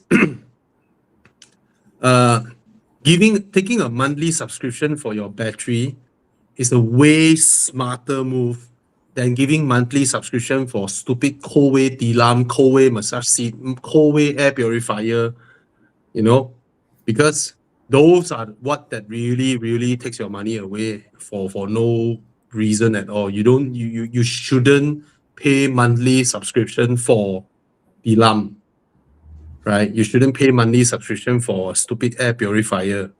It doesn't make sense, right? So that's the thing, I really do think that Perodua is sincere. Even though Perodua hates me, I'm a fair person. Okay, I don't know anybody in there now. I don't know how many years they didn't talk to me. I don't care also, but I really felt that it's a sincere gesture to help more people to buy in. Just that timing law, and Yeah, that's all I want to say. I haven't driven the car. I don't know how good it is, but at least the design looks good, Yeah. right? It's not like, oh, you pay 60K. I don't know what's the price, like 80K at that car. I don't understand why all the 60K EVs must look cute. And yeah, the Perodua one actually looks good. Okay, 80K. 275 or 300 ringgit per month lah, the fee, yeah. Huh? 80K on loan and 300 for the battery fee per month. Yeah, which is not cheap actually. 300 per month. Mm. Or because you service your loan is by 1,000 plus, and then 80K is 1,000 plus, right? Your monthly installment. Yeah. And plus another 300. Not cheap also. So I don't know lah. Okay. Well, there's a reason the market don't accept it. Then don't accept it, or no choice. Maybe what they should have done is, Bobby, Yeah. is that go a different way. Market towards corporate customers, because the 300 per month, you can write off 100% in a year for a company. Correct? But what do you pay for installment? You got to cover over 5 years as your capital asset depreciation, So on the other way, we more for corporate customers. I will happily tell my staff the 300 ringgit subscription bill under company, right? Then I pay him a salary where he pay tax to qualify for the loan for the 116K Perodua. Correct. Yeah. So maybe it's how they package it. Yeah. Siva Balan, if the car is not too old, go ahead. It's considered very mature already, this platform. So if it's not too old, go ahead. Ashraf says, business opportunity for you. Propose Perodua, set up batteries. They're already doing it, what? Yeah. Well, it's hard to come out of it. Like maybe if you say make it, let's say make it unlimited, and you tie up with Grab. So they would call all the Grab cars now use QVE. That makes sense if you ask me. All the Grab fleet convert. The problem with doing ride-hailing, right, is that when your battery runs out, right, you will have a lot of opportunity costs when you're charging the car.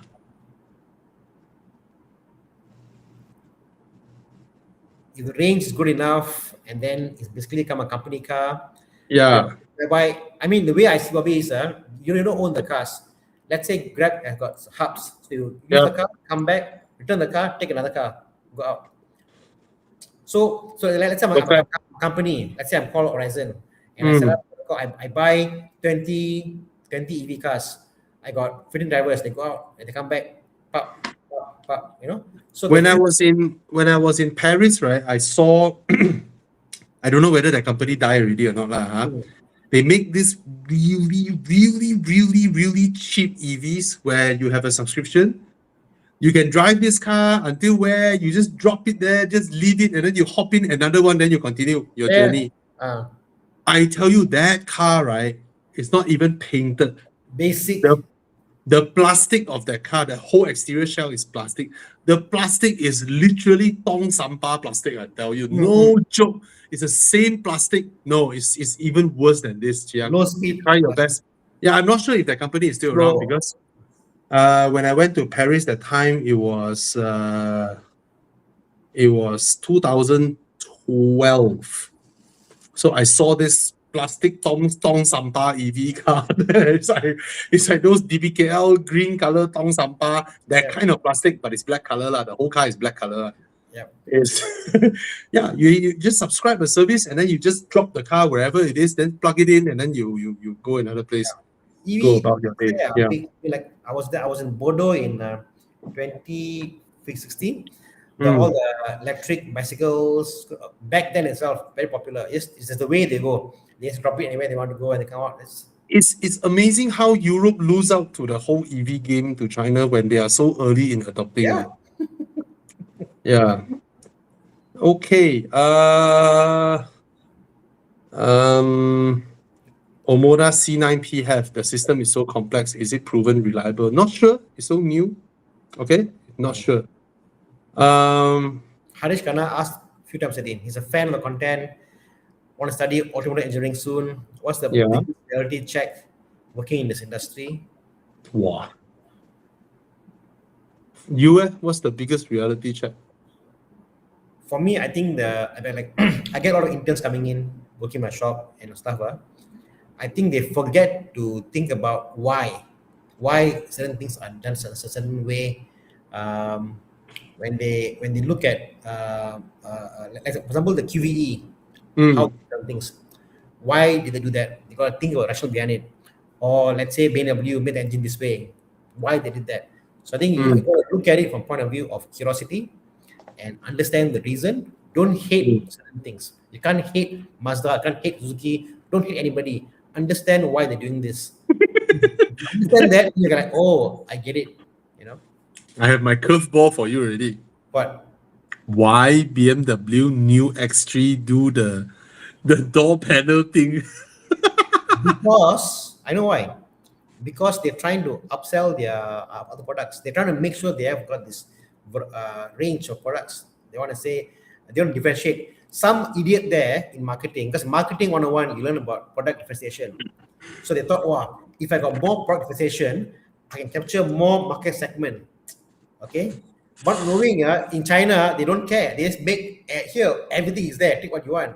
So they are, Because it's an old marketing concept versus a new world. the X3 is such a big volume contributor to BMW. By right, they shouldn't fuck up this car. Of course, they didn't fuck it up because it still drives really nicely, yada, yada, yada. But the interior quality, maybe I suspect, somebody calculated, guys, we sell Can make 1 more. point, we sell 1.3 million of these cars every year. Imagine if we can save 2,000 per car on the interior. Yeah. Wow! Yeah, exactly. We can save so much. We can have another profit of 2 billion. Yeah, exactly. In fact, BMW should have understood when they were failing with their EVs, the direction wasn't to create more market segments, was to reduce the number of cars they have. If they cut down, they would have probably made more money. Yeah, man. Yeah. But they're cutting down on the models. They're cancelling the 6 GT. Yeah. They're cancelling the 8 series. Now they're cutting lah. So Yeah. they should have known this ahead of time, you know. Yeah. Focus on lesser product, better product, seeing what they're doing in China. Because you can't compete with China's volume, can't compete with China's product differentiation. But the funny thing is this: if you hear all the news talking about BYD, Cherry, blah blah blah blah blah, but then you look at the volume of the traditional car makers, right? They are still enjoying a huge volume. Yeah. Right? Toyota is selling 12 million cars a year. Toyota is equal to 3 BYDs. Right? But Bobby, how many cars does Toyota have in their lineup? Yeah, huge number. So you look at that, Toyota making a loss. Just that BYD came from 1/10 of Toyota to a quarter of Toyota within a very, very short period of time. And lesser products. I mean, we're living in a world about quality matters, touch and feel. Yeah. So that's your answer. You know, reality check is always find out why. Don't hate. Be a third party point of view. Understand this. Yeah. The S70 is the best in it. iCar 03. So far, my test drive experience is very positive. Just that Cherry Group's ADAS, I don't think is as advanced as other. Well, I tell you, bro, BMW's ADAS, right, is one of the best now. BMW's ADAS, right, you don't even need to adjust the distance anymore. Oh. You no longer need to adjust the distance. You just activate it, set your speed, and the car will dynamically adjust the distance together with the regen. And BMW's regen now, right, is so good. When I'm coming down from Genting, not at any moment I felt the car is dragging me. Remember my iX video? The car is like, "Ugh, what the hell, right? I don't feel the car dragging me at all. But I went from Chin Swee to home using 2% only. That means from what is shown at Chin Swee, let's say 65%. When I reach home, is 63. Question: But yes, Does cruise control work downhill? no, but I don't know. I mean, cruise control is one thing, but the I'm saying that BMW has paired the Oh, regen with cruise control paired together so okay. seamlessly Mm, that it is actively using regen to control your distance. And it's doing it so naturally. You don't feel any awkward moments where the car is too far from the car in front, okay. or is regenerating, is recuperating too much that your speed with the car in front has too big of a difference. And when I'm coming downhill, of course, no ADAS are coming downhill, but coming downhill, obviously there's a lot of regen happening, right? But at no moment in time it felt unnatural. Very, very well calibrated. So good. Okay, let's answer a few more, then we go into Do Where's My Car. 16 speaker. I haven't tried the Tigo's Sony speaker, but if they were the same as the J7, then the Fly Me will beat them. Okay. Okay, that's a statement. Tana, the McLaren you showed is being repaired now. Ooh, No, really? I didn't buy the car, so no. Yeah. Yes, the BMWs.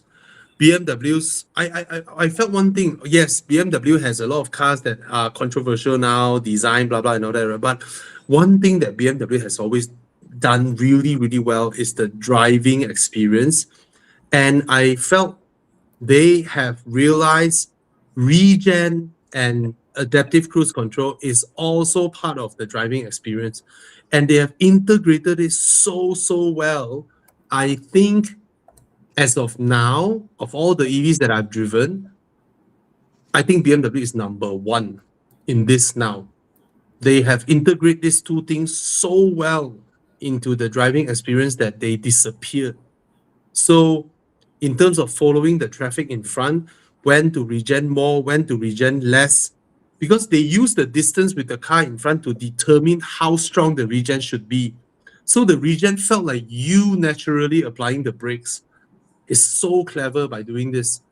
So far, it's only BMW and Mini doing this, and I felt so at ease using the adaptive cruise control. And when I use adaptive cruise control, active regen and all that, right? It's so well done that I realized, oh yeah, there's no way to adjust the distance. But at no moment in time, I felt I need to adjust the distance dynamically. But one thing I wish is BMW make use of their stupid screen better, because they have two big screens that don't know what to display, No and they point. have this, bro. The new BMWs, right, are the first cars where I go in, first thing I do, turn off the heads-up display. It's so big, so high res, so useless that it obstructs my view, because it's just showing that stupid diamond. Your throttle is so ginormous, you know. So I turn it off, and BMW's voice control is also very, very good. So if they use their screen to show me what the car is seeing, will be much better in the heads-up display and also in the driver's display, because that will give me a much better confidence level when there's some car who wants to cut into me. And if it is shown on the screen that the car immediately identify the secondary car is locked onto the car in front. But you know, some Chinese cars, they will show you, oh, I identify this car is coming into your lane. So they will mark this car and keep the distance. So if BMW does that and letting me know, I would be more comfortable compared to preparing my foot on the brakes, you know. So yeah. Okay. F30 or F10, Tana? F30. F30 or the B48 is so good. I mean, for me, we see like a Myvi, like it's nimble, goes around town, does things, you know, easy to drive. Yeah. Bro, that statement will hurt a lot of people. I mean, I find a F30 is the most practical city car you can get. Not too big, not too small, can go around, it's nimble. Fantastic. Will 20-year-old Tana be offended if 20-year-old Tana heard the current Tana said, F30 to me is a very nice Myvi lah. You know, you go around, you know. It's like, wow, flip table, bro. It's a much better city car than Myvi. Comfortable, fast, safe, and all that stuff. But in essence, like why like Mini? Is the fact you can go around, do stuff, whatever. So I think it has the essence of Yeah. you can cut around. I prefer driving the F30 over the F10. Yeah. F30 facelift has proper BMW dynamics. Yeah. F10, no. Yeah. N52 engine, is it reliable, Tana? Better than N53, yes. I mean, reliable, yes, but I mean, how do I say? It's good, like no issue, like no. But for the price you pay, you better go for turbo N55, N54, 54, 55. You know. Okay. E90 is cheap. Depends what you get it in, lah. Okay. Yeah. All right, Chiang, let's go into Do Where's My Car. So we have 218 people here watching. If you're watching from our YouTubes, if you haven't subscribed to Tana, please subscribe to Tana. Give him a support. Look for Tana Krishnan on YouTube. Give him a like, subscribe. And if you haven't subscribed to my channel, also I welcome you to subscribe. And of course, our other colleagues, Con, Thomas, Chris Wee. All right. Subscribe to our channels, and you can follow Tana at Tana Krishnan at Friends. All right. And come, let's go. Dude, where's my car? Scan the code. Have you guys scanned the code? Scan the code with your phones or your other phone or your secondary phone or whatever, so you can join in. If you didn't scan, I think on and off, Jiang will flash the QR code. Huh? 3 people have scanned. QBE approach was wrong and many people don't understand it. I think QBE is timing. When the car was being developed at time, most EVs are still about 150, 180K, 170K thereabouts. You know, the cheapest is just the BYD Dolphin 100K. Yeah. To think there'll be a sub 100K EV, wow, amazing. Yeah, because but that today, time the Dolphin is 100K. So to BYD, to Perodua, if they can do the QBE at 80K, they will have a comfortable, you know, buffer from the 100K Dolphin. So they will have a market. Mana Tao, the Emas 5 came in at that price and totally evaporated that market lah. Okay. Okay, come. Let's start, Chiang. Let's start it. Wow, is that an Italian or a Japanese? Japanese.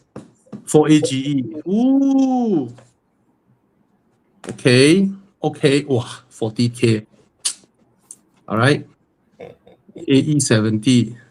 You know, this car is like what, you know, from the back, is like everyone is like, wow, pretty good. Let's see the face. Hey.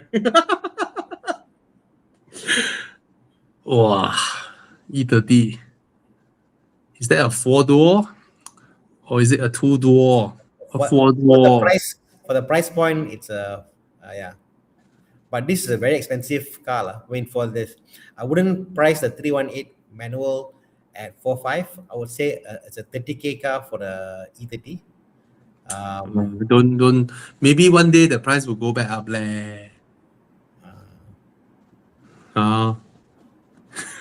I'm sure the guy spent more than 45K. Yeah, obviously. I mean, the car. Sorry, I'm the owner. I know the car looks good. Yes, I agree. But yeah, it's a market is hard now, market is tough. But For me, I never want to ruin other people selling their cars. I wish they sell as high as No, possible. because if a four-door is this price, how much is a two-door coupe?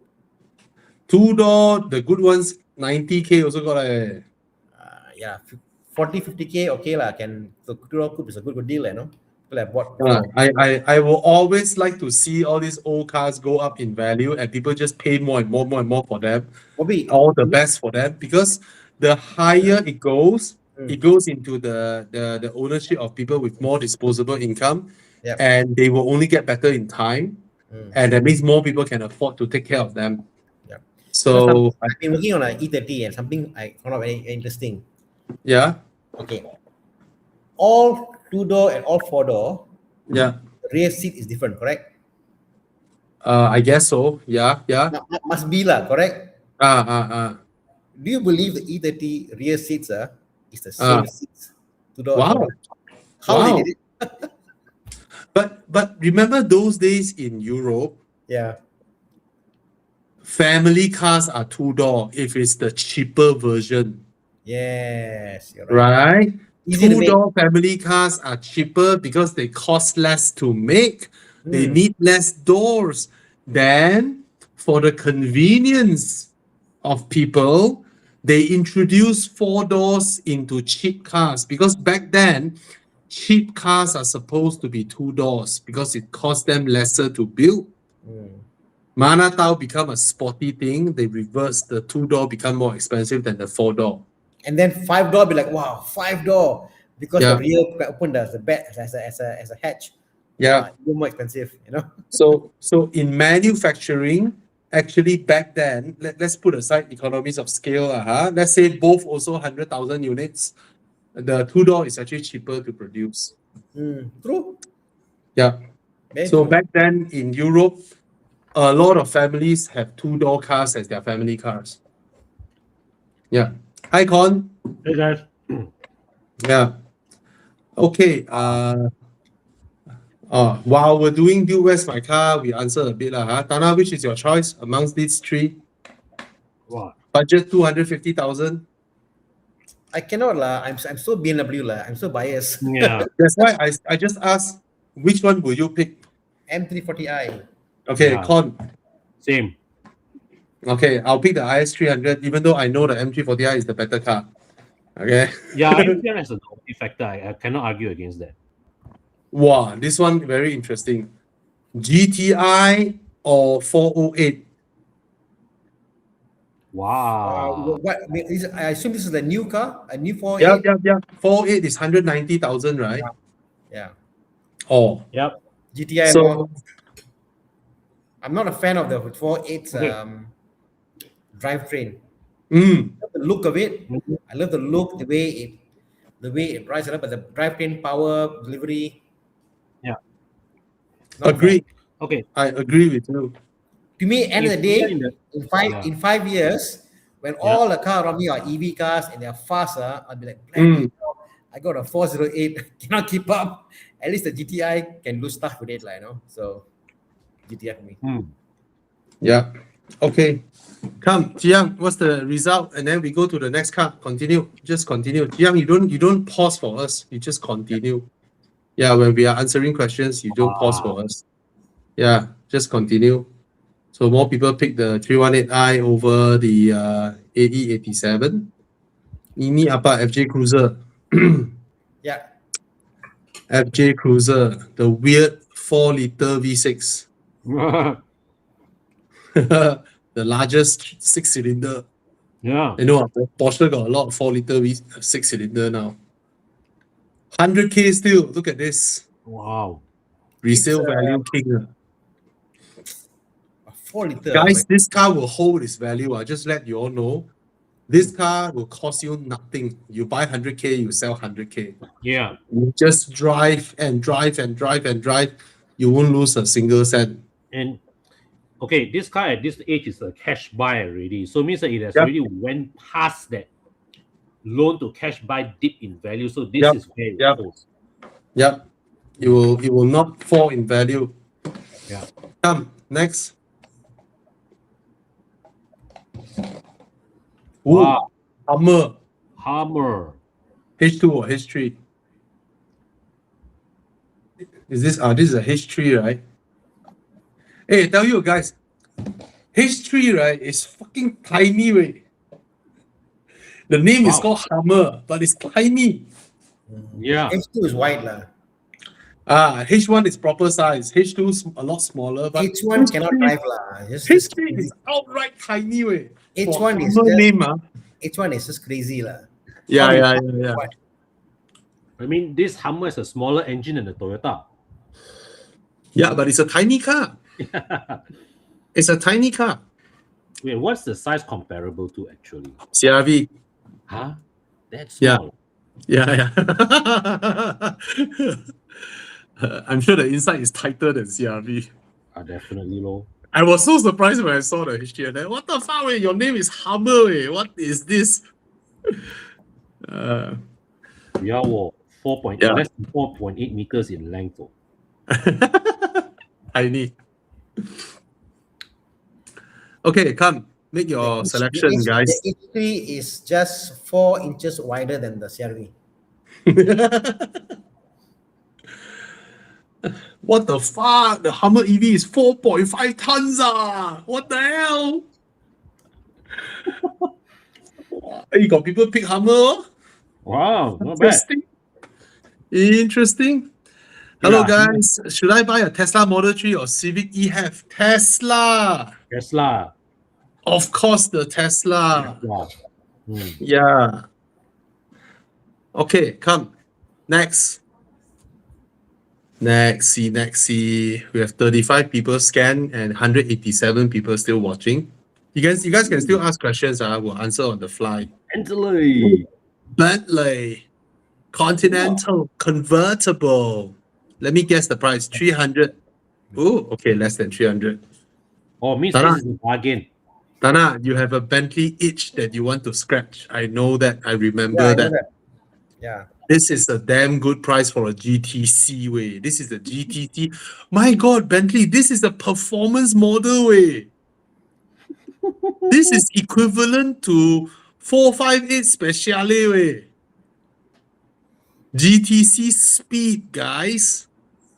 Convertible. This is bro. Yeah, Tana. It's time. 16.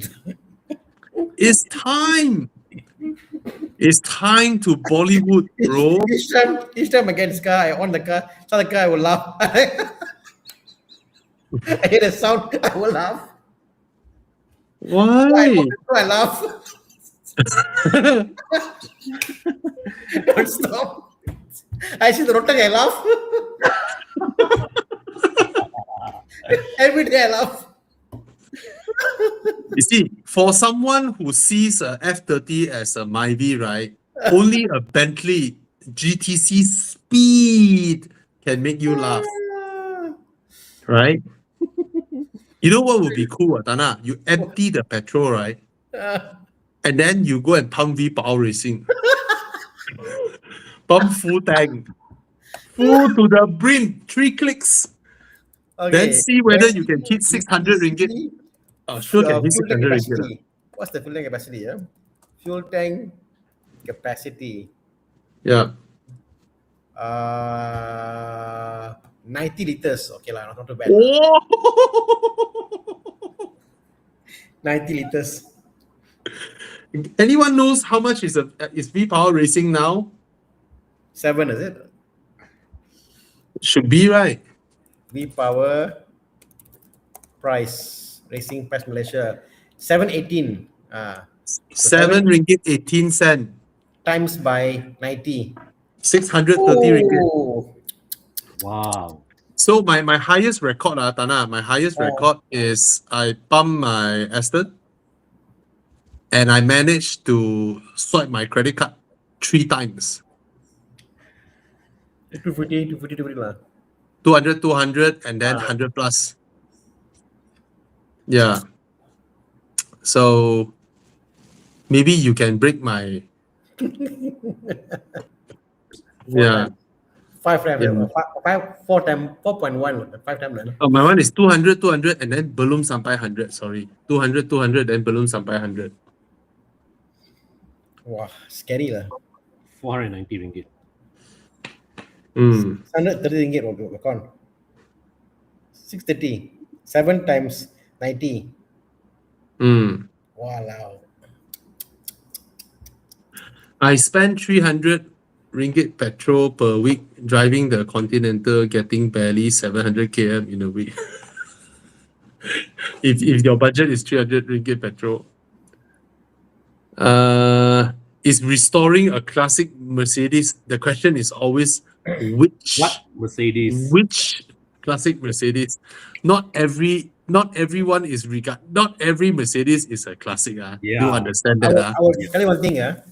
Mercedes itself don't sell classic parts for Mercedes. Damn shit, right? BM got sell. BM today Yeah. you can walk into a Auto, you can buy a E30 brand new, whatever you can buy. Yeah. Mercedes, you can't buy in the normal shops. You must import from overseas, whatever. So Yeah. they themselves don't support the classic cars scene. So You mean even a C126? yeah, cannot get. You can't get in Malaysia. You cannot walk into any authorized Mercedes dealership. You cannot go and buy water pump, buy belt. Cannot. No, in Germany, do they still produce the parts? Some they do only not also some only. Interesting. Hmm. C126, whoa. Certain like some of the coupe models, whatever they have to sell some parts, but not all throughout the range. So it's sad like it is sad. It is really sad. Yeah. Jacker 1729, go ahead. GLC is a good car. And Volvo S60 is a good car. Ivan 10, go ahead. What else? Today a V60, I saw one yesterday. So beautiful. Oh, V60 is beautiful. Very, very beautiful. Jiang, continue. Jiang, just continue. It's a E55 210 worth considering. Okay lah. That's the problem with this car. Even though E55 is AMG, right? But there's absolutely no one willing to pay high price for a well-restored E55 W210. Yeah. Nobody, basically I know nobody someone who wants. has one. He bought it. He just kept in storage. Yeah. He's got 210. He's got the 211. Yeah. But yeah, no value lah. Even if yours is the one with the Michael Schumacher signature, also, you won't do much. That's the problem. Mercedes, only the big two-door will have some form of appreciation. No, the neo-classic Mercedes somehow doesn't catch the enthusiast restoration. Yeah, they sort of stop at the W124 Coupe, the C126 generation. Correct. And then after that, none of them have any classic worthiness. Yeah. Maybe it's because they went into the supercar category, with the SLR, with the SLS, and all the attention is there, not the lower rung one, not even the SLs. Yeah. Okay, Jaguar F-Type V8S convertible. Please, somebody buy this. Tana, this one or the Continental? Wow. I'll go to the Jaguar lah, honestly. Wow, this one's questionable. Jaguar. You know, Anand has the XAR. Who? Anand. Oh, Anand, our good friend Anand. Yeah, correct. So it's the Jaguar V8 lah. Beautiful. Very nice sound and worth every cent of road tax because of the sound. Yeah. So I have this belief that if all the European car makers wake up, right, like the AMG, the M, the RS, right, if they want people to continue be fascinated with their cars, they must go back to NA. Because the only reason where people will buy a combustion car in the future for passenger cars, I'm not talking about supercars, is the sound. Yep. If you turbocharge and hybridize it and you lost the sound, right, people will not feel fascinated with your cars. Yeah. They will feel that, I might as well get an EV Correct. since Yeah. you have no sound anyway. You know. I wonder, Kwan, Hmm? will there, within our lifetime, will we see an era whereby people take EV cars and they Mhm. modify it to give you a manual gearbox, to give you speakers around the car, to give vibration, to give the V8 sound. They try their best to make a EV car feel like clunky and I think this, Hyundai doing it, right? they're doing it, but not that successful. No one has made it successful enough, like, no. I think it sounds like a project for plus performance. No lah. It's so much, a lot of NVH tuning, suspension. It's crazy, you know. Yeah. Like you see now the 8 HP gearboxes that's in our modern BMWs. Oh yeah. People have realized a way to have an e-clutch installed with a gearbox on older cars. Yeah. So it's- you got an electric clutch with modern gearbox, you know. yeah, man. Toyota People are- also have a concept. Toyota also have a manual transmission for EV cars. Hmm? Toyota also doing some the concept lah. Hmm. But manual shifting EV. Oh. Yeah. Yeah. So I don't know, man. This is I don't think that's the whole point. They don't get it. They really don't get it. It's all about they must do manual, plus they must induce vibration on your foot Yeah. pedal. All that must be there. It's just not just manual. It's everything. It's Everything, the It's feeling, the- feeling. I think a big part of driving manual, right? The fun, right? It's not just shifting into gear. Mm. It's the in between of you controlling the clutch pedal. yes. Yes. Pedals. It's the You know? whole. It's a whole body movement thing. Yeah, and it's a very authentic experience that matters. It's not emulating it. When you know it's fake, Yeah. right? True. But Yeah. the point is, how far in the future or in the lifetime can they do that? I mean, technology is there. Like, will they come to a point where they can emulate that? I'm sure they can. Somebody is already doing it right, trying to do it right now. It'd be very hard because it's more about emotion than actual science data about acceleration, braking. Yeah. It's not that. It's about emotion, no. How do Yeah. you So actually? you can't fake that. Yeah. You can't replicate that. So So like what Bobby says is right. You know, if you want to go, sometimes certain things, right, you probably want to like actually, okay, you just either have an EV and treat the car like a pure white good, or you have like a proper, you know, ICE NA manual transmission where you really get the whole So feel. case to point, in let's say 10 years Mm, or let's say 20 years lah, Mhm. I can foresee there will still be V8s in the Yeah. market for maybe for a Ferrari, maybe the high-end cars, but I can still foresee in 20 years they're still making what I call ICE cars in the world. Oh yeah, I mean ICE is there's still a long way to go lah. We still have a long way to go with ICE. mm. Yes.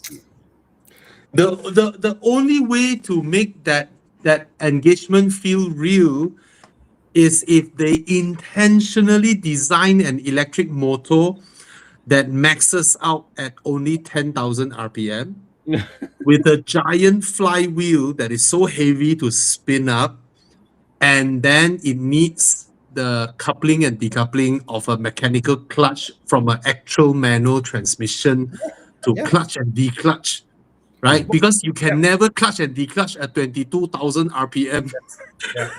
Okay, motor. you know, the most popular mods for the Beetle in States is they take the motor from a forklift, the forklift e-motor. Okay. They use the manual gearbox in the Beetle, whatever the car is. So Okay. it's fully the old gearbox, everything is the same. It's manual, but behind there they put e-motor, which got 2-speed, 1 and 2-speed. That's all.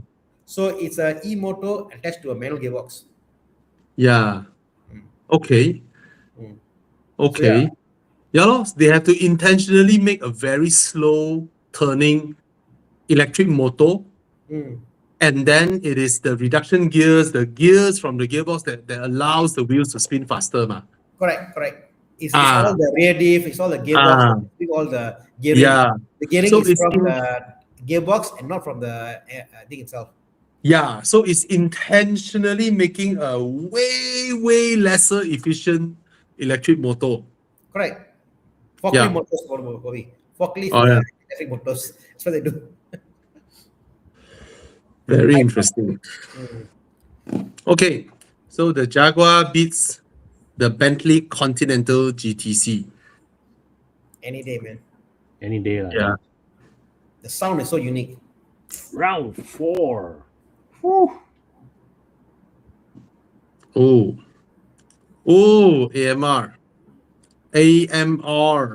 Wow, this would be tough to beat. That's a bargain. Six manual shifters are more. 738,000 This is- AMR. This is hard to top, man. I'm curious to see what Chiang is. Bobby, this price is after tax. After tax, Wow, that's a good deal actually. very good deal. Very good deal, man. Yeah. And then the next car is a Ferrari. Well, what Speciale. manual Ferrari? Speciale. Eh, no war. Wow, lagi hardcore McLaren. Spider some more. LT some more. Ah. Spider some more. Eh? No lah. They put Why the- 570S the exhaust they is on top one? modify- I thought only LT is on top. they modified lah. Oh, okay. But it's a Spider. It's a McLaren 570S Spider. For me, Pick the slower car because of sound. I'll go with the Aston also. one car But is McLaren, one but car is McLaren is one of those. McLaren is one of those turbocharged cars with proper sound. Yeah. But the Aston will sound better. Aston is a manual gearbox. The Aston is more And rare. the Aston is also 5 streets behind, slower. You will never be as fast as the turbocharged 3.8. You know. Yeah. My heart is to Aston. Yeah. I'll go with sound anytime I'll go with the Aston also. compared to speed. But driving experience, I cannot fight the McLaren. Aston can never fight McLaren. I mean, you look at it in terms of the all the measurable numbers, the McLaren will have the Aston beat flat. I wonder how many AMR was ever made in the world. Don't know. Shouldn't be a lot. But they have the AMR V12, they have the AMR V8. The real collectible is the V12. But I think V8 is more authentic because this car is designed for the V8. It's not designed for the V12. The Aston Martin V8 vintage AMR only 200 in the world. 200. Oh. Okay, Oh. that's rare. But then they have a lot of edition now. They have GT8, GT12. Aye. Then they have the Nürburgring edition. Yeah. Okay. Buying a car I'm buying a car which is no longer in production. How's that? But the paint on this car is gorgeous, I tell you. This color is beautiful, man. On the AMR. Gorgeous car. 738K. Bargain. Manual. Yeah. And this engine sounds epic. But then, cannot fight. It's so slow now. Compared to modern cars.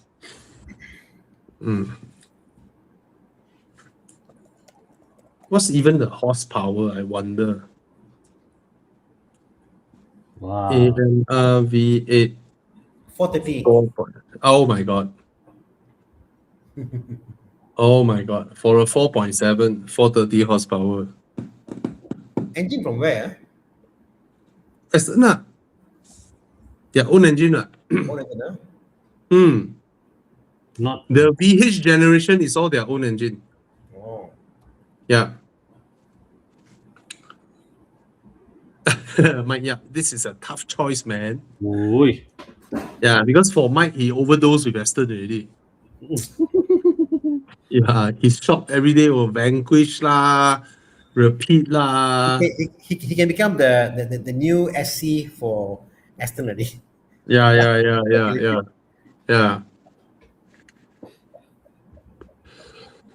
Okay, Chiang, is this the last one?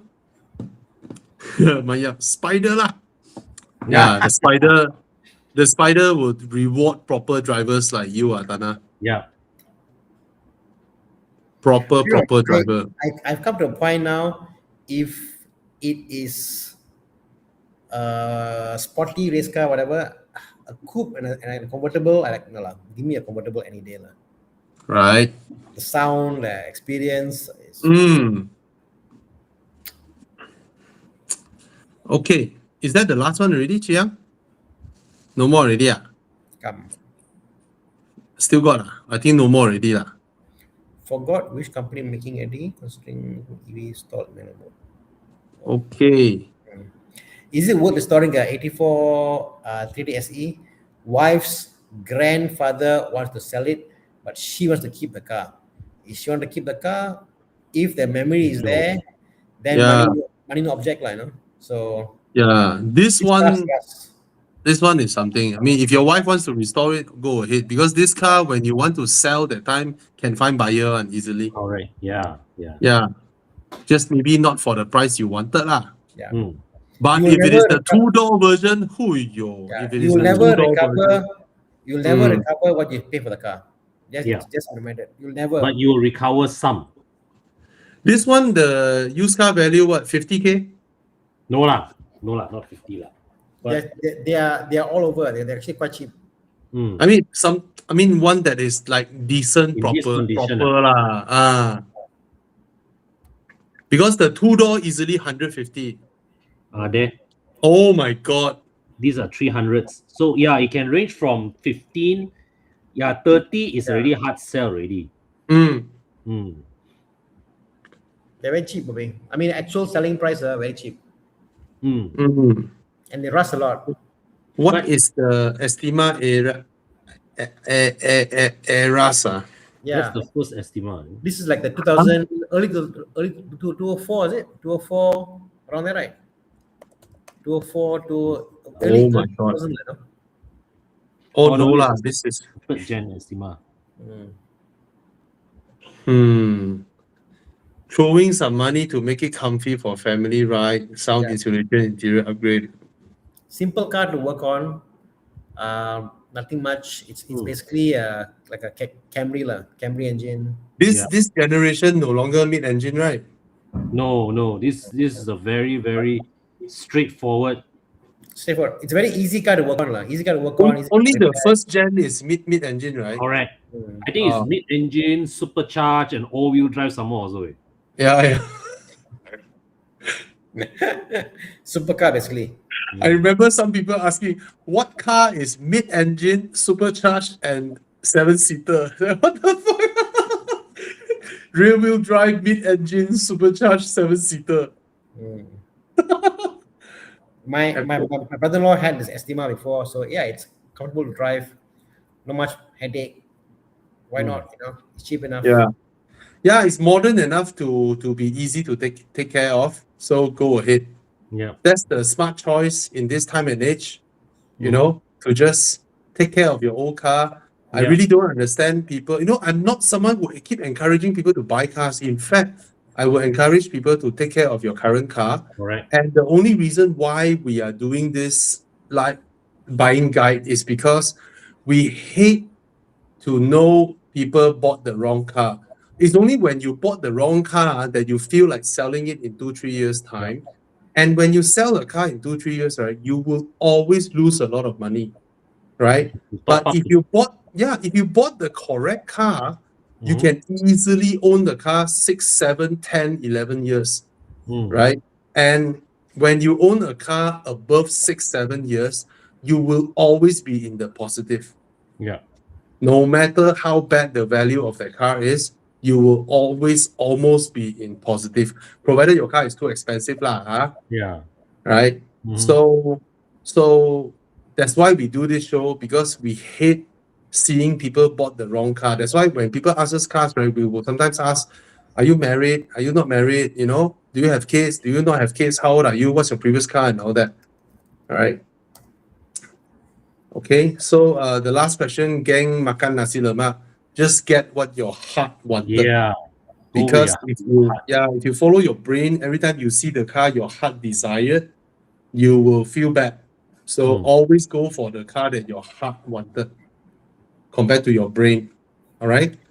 Honestly, always stop deciding between GT or GR86.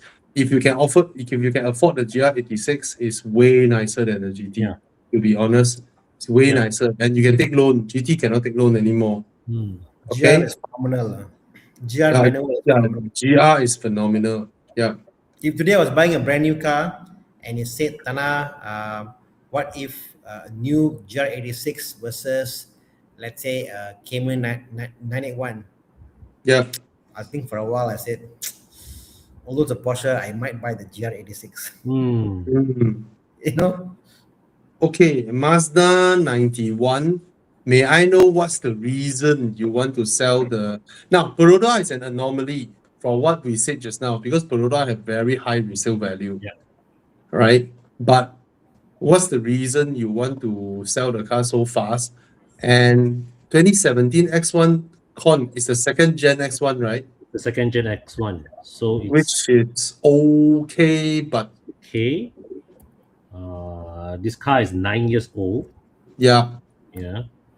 And it's the 1.5 liter. Is it the 3-port? No, you have a choice between the one. No, this time didn't have 3-port yet. Okay. This time only 2.0. But it's It's still still the a N52. B48. Oh, B48 already, yeah.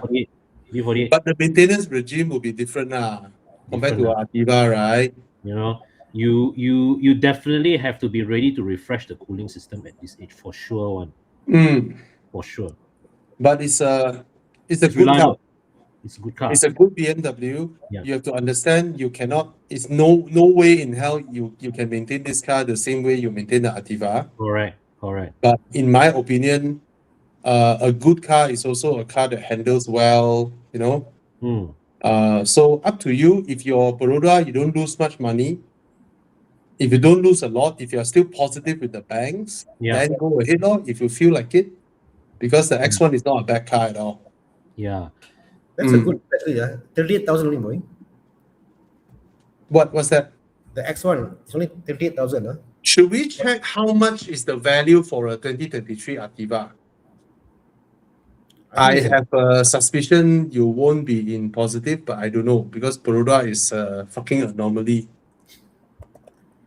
You are actually 2020. positive. 2023, I'm seeing one for 58 for. Yeah, he is actually getting money out of me. Sure, 3 years only. Wow, the car costs a lot. The car costs what? 70K? Now the car is worth for 45, and that's 38K. The BM is cheaper. I know, but when you sell the Ativa at 45, I suspect you need to top up some money. You may owe the bank more than 45. That's what Bobby's saying. Yeah, you should owe the bank more than 45, right? Because when the car was new, how much was it? 60, 70? 70 plus. Because there was a 10K gap from the Myvi, what? 73,400 high spec. No way, unless they put a high down payment. Yeah, unless Mazda, unless you are in the positive then you can go ahead. But if you are in the negative, then they applied. Cash, sell. Okay, sell. Okay, lor. Sell. Yeah. It's oh my god! It's a safer car, better car. Yes, you're right. I mean, Ativa isn't a safe car. I find it's a bit flimsy. You can actually, I think, right, if that's the case, you can walk into a used car dealer with an X1, right, and then you just straight swap. Yeah. Or you won't get money back. Then can I suggest her to look for a newer X1? Yeah, newer unit lah. Right? You pressure the dealer. You look for an X1 that is newer. Yeah. I tell you, because X1 will sell slower.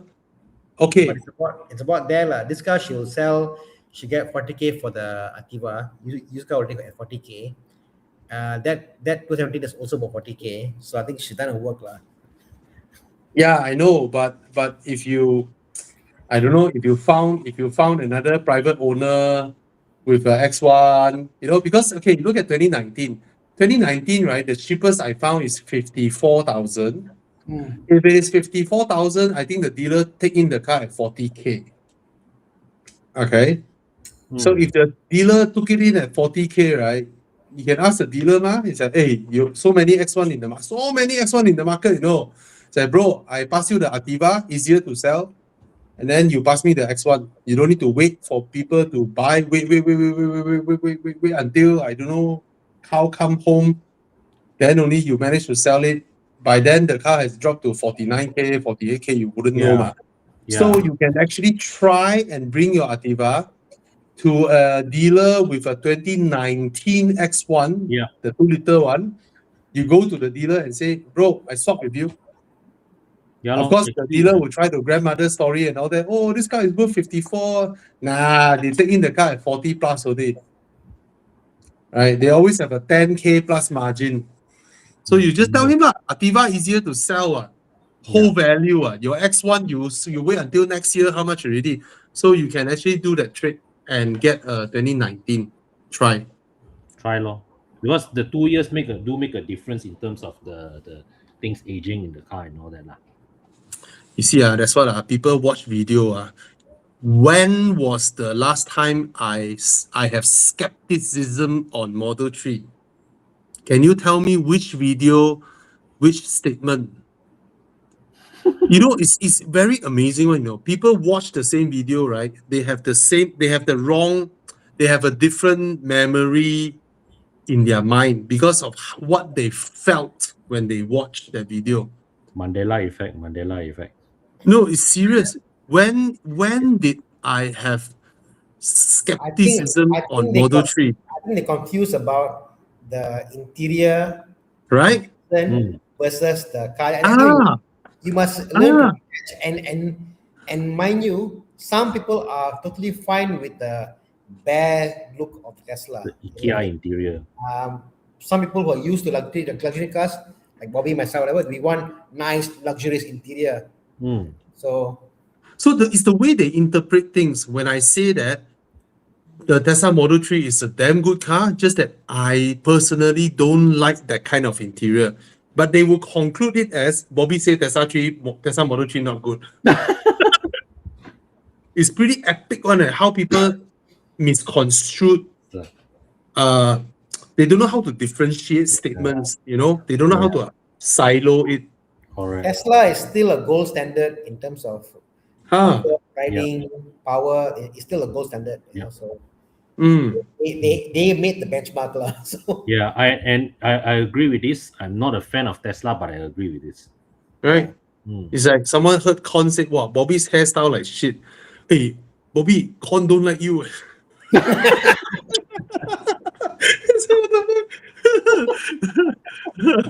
Con always talk shit about you. Huh? Oh. Yeah, okay, anyway, just for city driving in Penang, you get the which BMW are you talking about? You're talking about Sea Lion. Yeah. And then you say BMW, but which BMW? i4, iX1. Yeah. So IC BMW is not really. Make up your mind. Yeah.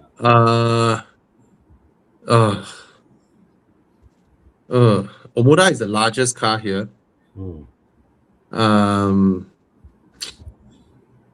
I want to like the CX-60. I think the CX-60 drives the best here lah. I think out of these three cars, right, the CX-60 is the one where you get the most engineering, I feel. But I drove the car that day. Malaysia one is the 2.5 NA, Yeah, correct. And the 2.5 NA in the CX-5 is fast, right? Yes. It's actually genuinely slow in the CX-60. Yeah, because The it's pulling CX60 more weight feels so heavy because compared to a rear wheel drive, CX5.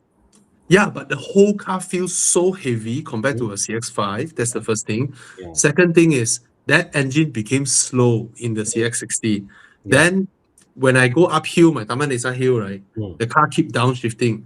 So I asked the owner, I said, can I assume this car actually guzzles? He said, yeah, it actually guzzles because I felt underpowered Yeah, in the CX60. yeah, Then I felt the CX60 is more suited to a turbocharged engine.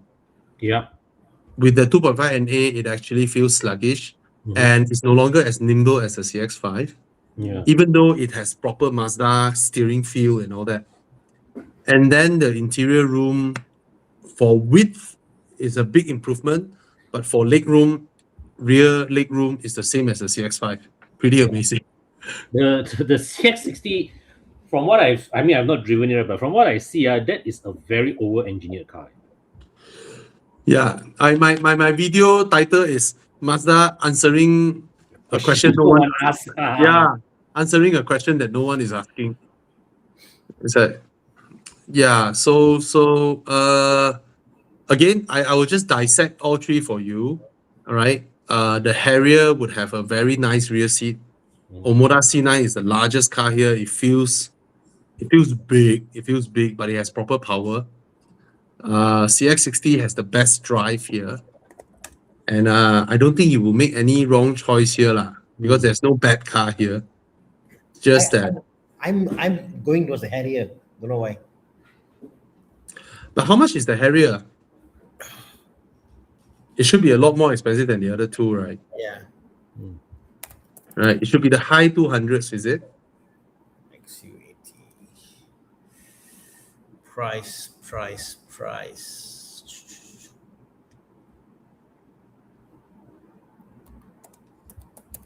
289. Ooh. It's the high 200s. Yeah. But Harrier has really nice rear seat. Yeah. Yeah. Interior quality, I think the CX60 and the Omoda will be nicer, lah. Oh, but Toyota is Toyota at the end of the day. Yeah. It's really funny that this is the CX60 is the right car for the 2.5 turbo, and that's the one where they don't put the engine inside. Other markets have. I think in Malaysia, if they bring in that engine, right, after the tax structure and all that, right, it will be inching close to 300k. Oh, Yeah. so Because what's of a Recon Harrier is 150. Oh my God, Recon Harrier 150. Wow, then you get Recon lah. Just buy it's a Toyota, you don't need the warranty. It will drive well enough. Yeah. Yeah. It will be reliable drivetrain. Okay, we have the answer already. Buy the Harrier but Recon and save 100,000, save 150,000. Leonard say can get 130 some more. Oh my God. Yeah. Get the Harrier and buy Recon. You don't have to buy new because it's a Toyota. It's so reliable. You don't need the warranty. Yeah. Okay. Wow. This question, Adrian. FL5, GR86 or 991.1? Huh? Which would you guys go for? Or not buying, is it? I will go for 991 low if you put it like that. If it is purely because the car I actually like the GR86. But if someone giving me a car for free, of course, 491 lah. No, if you have to come up money and buy, Tana. If it's my own money to buy at the various price points, whatever, my own money, GR86. Okay. If free means I'll go for 991. And the funny thing is, amongst all these three cars, the fastest one is the one with the smallest engine, front-wheel drive, 4-door family car. Yeah. That's the fastest car here. Yeah. You will tap out the other two. Easy. Yeah, easily tap out them. Yeah. The GR left such an impression on me. Oh yeah, man, the GR is amazing. The GR is amazing. JQ J8, yeah, it's a better deal compared to the CX60, the Harrier and the Omoda. Yeah, because it's a 7-seater. It's a big car. But it's I've driven it briefly. It's that kind of feeling is when you drive a 3 Series versus a 3 Series long wheelbase, if you understand what I mean. You can feel that that car was engineered for a shorter wheelbase, then they extended it. Right, same goes with the way the CX-8 drives versus a CX-5. Currently looking at J7, J7 PF, or whatever. Haval H6 is the worst car here, even though it's very handsome. But in terms of the drive, in terms of the drivetrain, everything, it loses out to all the others. Haval H6 only looks good and looks big, but it's tight on the inside. Interior is actually tight, even though exterior is big. Then drivetrain wise, it's actually very old hybrid tech. It's incomparable to all the modern ones. And then the screen also very slow. So it's a lower tech product. Yeah. So the others are much better choice. Okay. The 991.1 is 3.8 NA F1 exhaust. Yeah, sounds fast but goes slow. Okay, last question we take then before we end it. S60 T8 or G20 LCI, which is a better pick? I won't pick hybrid. Yeah. Okay. I'll go with the G20 also. Yeah. But the S60 is the better value car. Yeah, nicer interior, nicer spec, nicer sound system, much faster until 180. But Yeah. somehow the Volvo on paper is fast, but when you drive it, it doesn't give you the sensation of speed. Yeah. Makes sense? Somehow, I don't feel that rapidness that you get in a 3 Series. Yeah. Power is there on paper. No matter how I push the car, there's power, but it's not like my It heart doesn't is feel like 400 Yeah, horses. yeah. It feels more like a very rapid 280 horsepower. yeah, Yeah. correct. For what It we doesn't have, feel like a 460 horsepower. yeah, and they say no, how many seconds, whatever. I don't feel it. Because after the initial pull, it no longer pulls as strong Yeah. towards the higher ranges because of the small engine and the EV. You know, EV drivetrain, they don't pull as strong once your speed climbs, ma. No, but it's the same hybrid on a 3 Series, Mm. and you can get scary. You can get scary on a 3 Series hybrid, but the same scariness is not on the S60. Although the S60 is more powerful than the F30. And you know what's funny, Tana? What? There is no sanction method to calculate hybrid horsepower. Oh, So some car makers who are more they add up. serious, They add up only, right? some car makers who are more serious, they do the calculation based on the combined output. Some just take two numbers and add and then market. Yeah. I And remember. Volvo is the latter. I always felt the Volvo like okay lah, it's adequate, but I don't feel it's Yeah. crazy for It what. doesn't feel like Because 400 horsepower. your actual outcome, there will be cannibalization, ma, Yeah. right? Because both are combined and then output, ma. But they just take the figure of this and figure of this, and then they add and then they market. But you know, right, the Volvo by right should have at least 300 horsepower. At least. But it's heavier. Through engine. But it's heavier, Bobby. That's a con. Heavier. But if you do an acceleration test, right? If you use the S60 T8, you do a traffic light green light with a 991.1, right? It will tap out the 991. And then it depends on where is the next traffic light. Because the 991 will come. Yeah, if the next traffic light is very near, then the Volvo wins. You know, the initial is actually very fast. I did one with Rachel with the XC60. Correct. What the fuck, my car? Wow, then the XC60 zao already. Like, what the hell? When we go for the Volvo test drive, whatever, we test drove, what car is that? That's the EV, the XC40. XC40. XC40 EV, yeah. XC40. So no, yeah, no, the other one. Okay, XC40 versus the V60. So we drag race for both the cars. Yes, fast. When you really push, like open whatever. Yeah.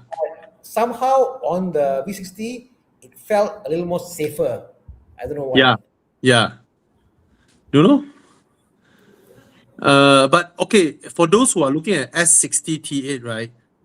2021 year make, there is a certain batch whereby you get Google infotainment system, which is damn good, but you don't have the 180 km/h speed limit.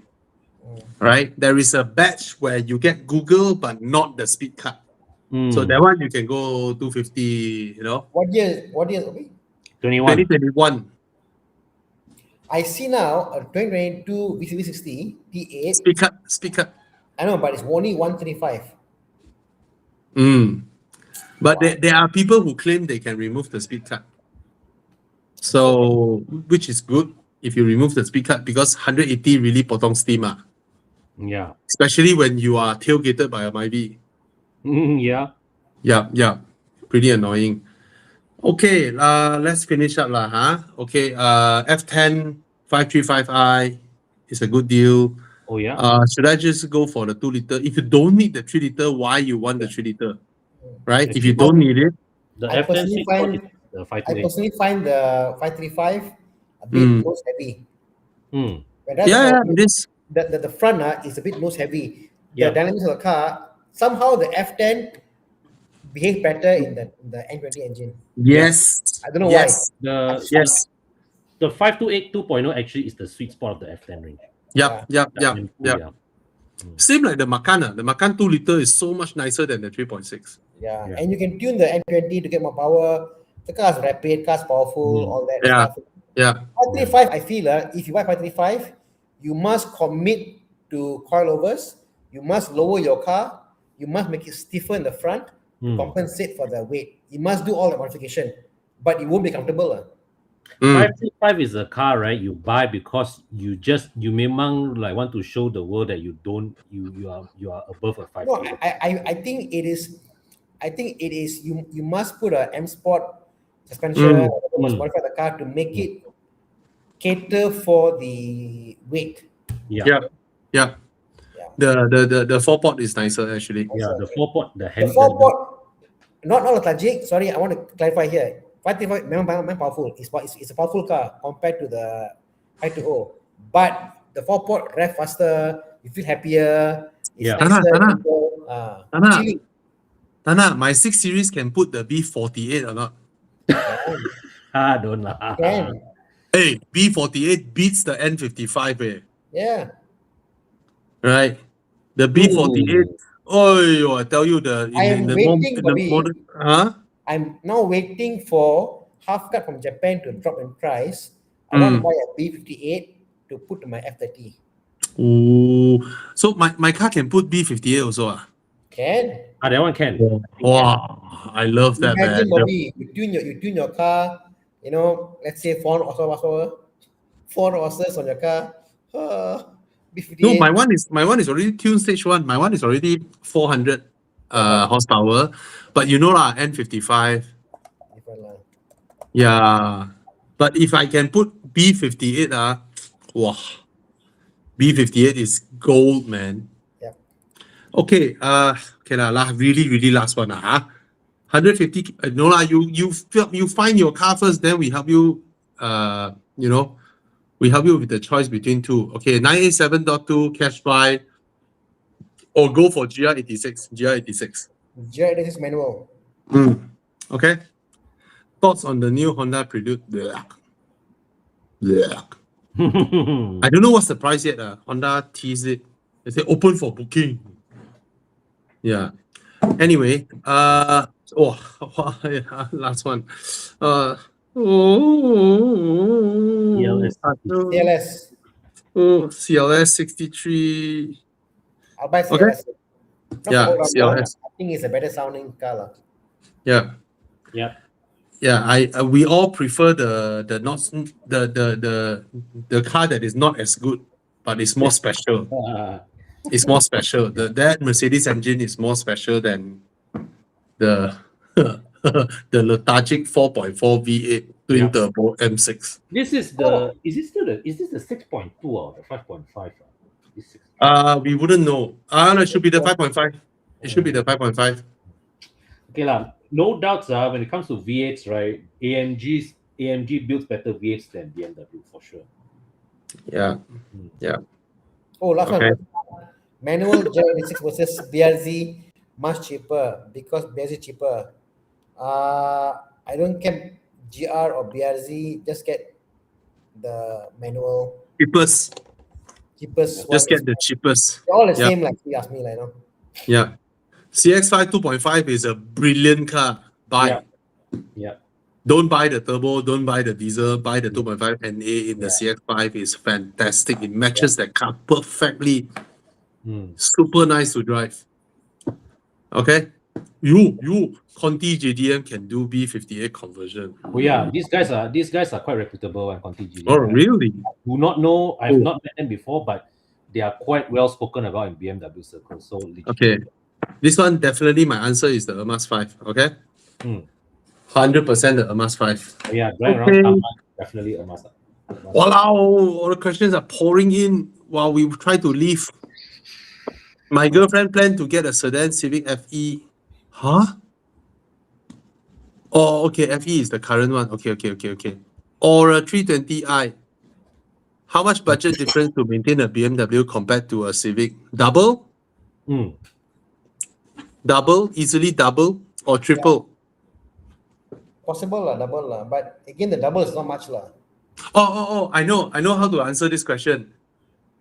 If the occurrence is the same, then it's double. But likely will be triple because this one happens more often. Can I assume that, Tana? Yeah, lah, possible lah. I mean, Okay. put this way. Every year you budget aside about 2,000 for cooling lah. Either water pump or radiator, something happen like 2K average lah. Yeah, budget out. That is already twice what you spend on the Civic already. Yeah. Bro. Your brake pads, you're gonna spend 3 more times more than the Civic. Bro, wait, it's a 6-year-old BMW. Yeah. Reminder first, it's a 6-year-old BMW. You Very will- like You will spend more lah, definitely. very likely the car would have almost hit 100,000 mileage. Yeah. So I will just answer it this way. Your first 2 years will be higher. Mm. But let me help you in another way. PM our Facebook Horizon. We can help you extend the warranty. Yeah. Mm. Right? We help you extend the warranty. At least you have a peace of mind. Yeah. That means you maintain the car normally, change your engine oil and all that. But the big ticket item, the warranty will cover it. Yeah. Okay? Then Yeah. every year you have to pay for the warranty lah. But at least you know whatever that is written there, the big ticket item is covered. Yeah. That will help people like you who is buying a car that is out of warranty but not too old yet. Then we can help you. That's the reason we are here. So do know this. You can PM us at Horizon. If you want to do fire suppression for your car, that means your car fire comes up and then it gets pushed out automatically. That is very crucial, and it only costs 1,000 plus ringgit. The hassle that you will save out of this, it costs way lesser than coating. Remember this. Coating easily costs you 3K and all that, right? But fire suppression is only 1,750. All right, Yeah. you PM us, all right? And then what else we help people like you all extend your warranty. And then very soon, okay, no need very soon, you can PM us already lah, huh? We can help you prevent puncture on your tires. Wow. This is only for expensive tires. If your tire is cheap, it doesn't make sense. But you have a PS4 or you have a tire that at least costs 800 or 1,000 ringgit, right? Then you also can PM us. Each tire will cost 100 plus ringgit. But Wow. after you do this with us, you drive, you kena a nail, you continue drive to Langkawi. and then you drive back to KL. You plug out the nail, the air also won't come out. Wow. Okay, we can help you do this also. And what else? You want to upgrade your headlamps to like really, really bright CSB Pro, you can also contact us. What else? You want to tune your car from RON 97 to RON 95, we can help you. Or you want a dual tune 97 and 95, you can interchange using the cruise control stock. But this is model dependent, depending on which car can, which car cannot. Oh, okay. Okay, so just PM us on these things. We want to move into helping car owners do things that are actually helpful for your car. Like actually helpful for your car. Okay, so you can PM us at Horizon. And of course, if you want to buy or sell a used car, look for Con. And of course, if you want to check, like you don't trust Con, right? You want someone to help you check, someone with knowledge. Tana can help you. Tana also runs a very successful workshop. He also have a proper Porsche classic workshop that he just opened not long ago. So if you want to look for all this, you do some weird conversion like, Tana, I want a Mercedes engine in a BMW. Tana is like, let me think about it. You know, Tana, I want a V10 Audi R8 engine in my Cayman. Tana is like, I will not give up. Right? Tana can help you with all these things. All right. So remember this. We are actually not just here to give you honest car reviews that I always do, but all we are doing at Horizon is to help car owners buy the right car and help you with all these useful Take care things of that cars. yes, Yeah. to take care of your car, sell your car, inspect your car, all these things. Yeah. All right. Actually, Bobby, can I just add something to what you said just now about if in case you don't trust Con or whatever, right? I just want to say this one thing also. It doesn't matter whether you trust the seller or not. Even even if you're dealing with a trustworthy seller, right? When you buy a used car, you should always inspect it. In fact, when somebody buys a car from me, right, I will also tell the fellow you want to send to a workshop and inspect, because there's sometimes that even an honest seller may not be aware of an issue. You want to, like I always say, a good reputable seller may also accidentally got a problematic car. Correct. Right? Correct. The worst dealer may also sometimes lucky get a very good car with a very bad dealer. Yes. Right? Yeah. So but good or bad, always follow the car, not the dealer. Because you only need to deal with the dealer at max 2 months from you seeing the car, negotiate price, to buying and settling everything. At best, you only need to face him for 1 or 2 months only. All right. So okay lah. That's it. And I hope we managed to help you all. And if you all like us, follow us, subscribe, and we don't mind super chat. Okay. Cheers. Good night, Tana. Good night, Con. Thank you, guys. Chiang. Everyone, have a great week ahead. Yep. Good night.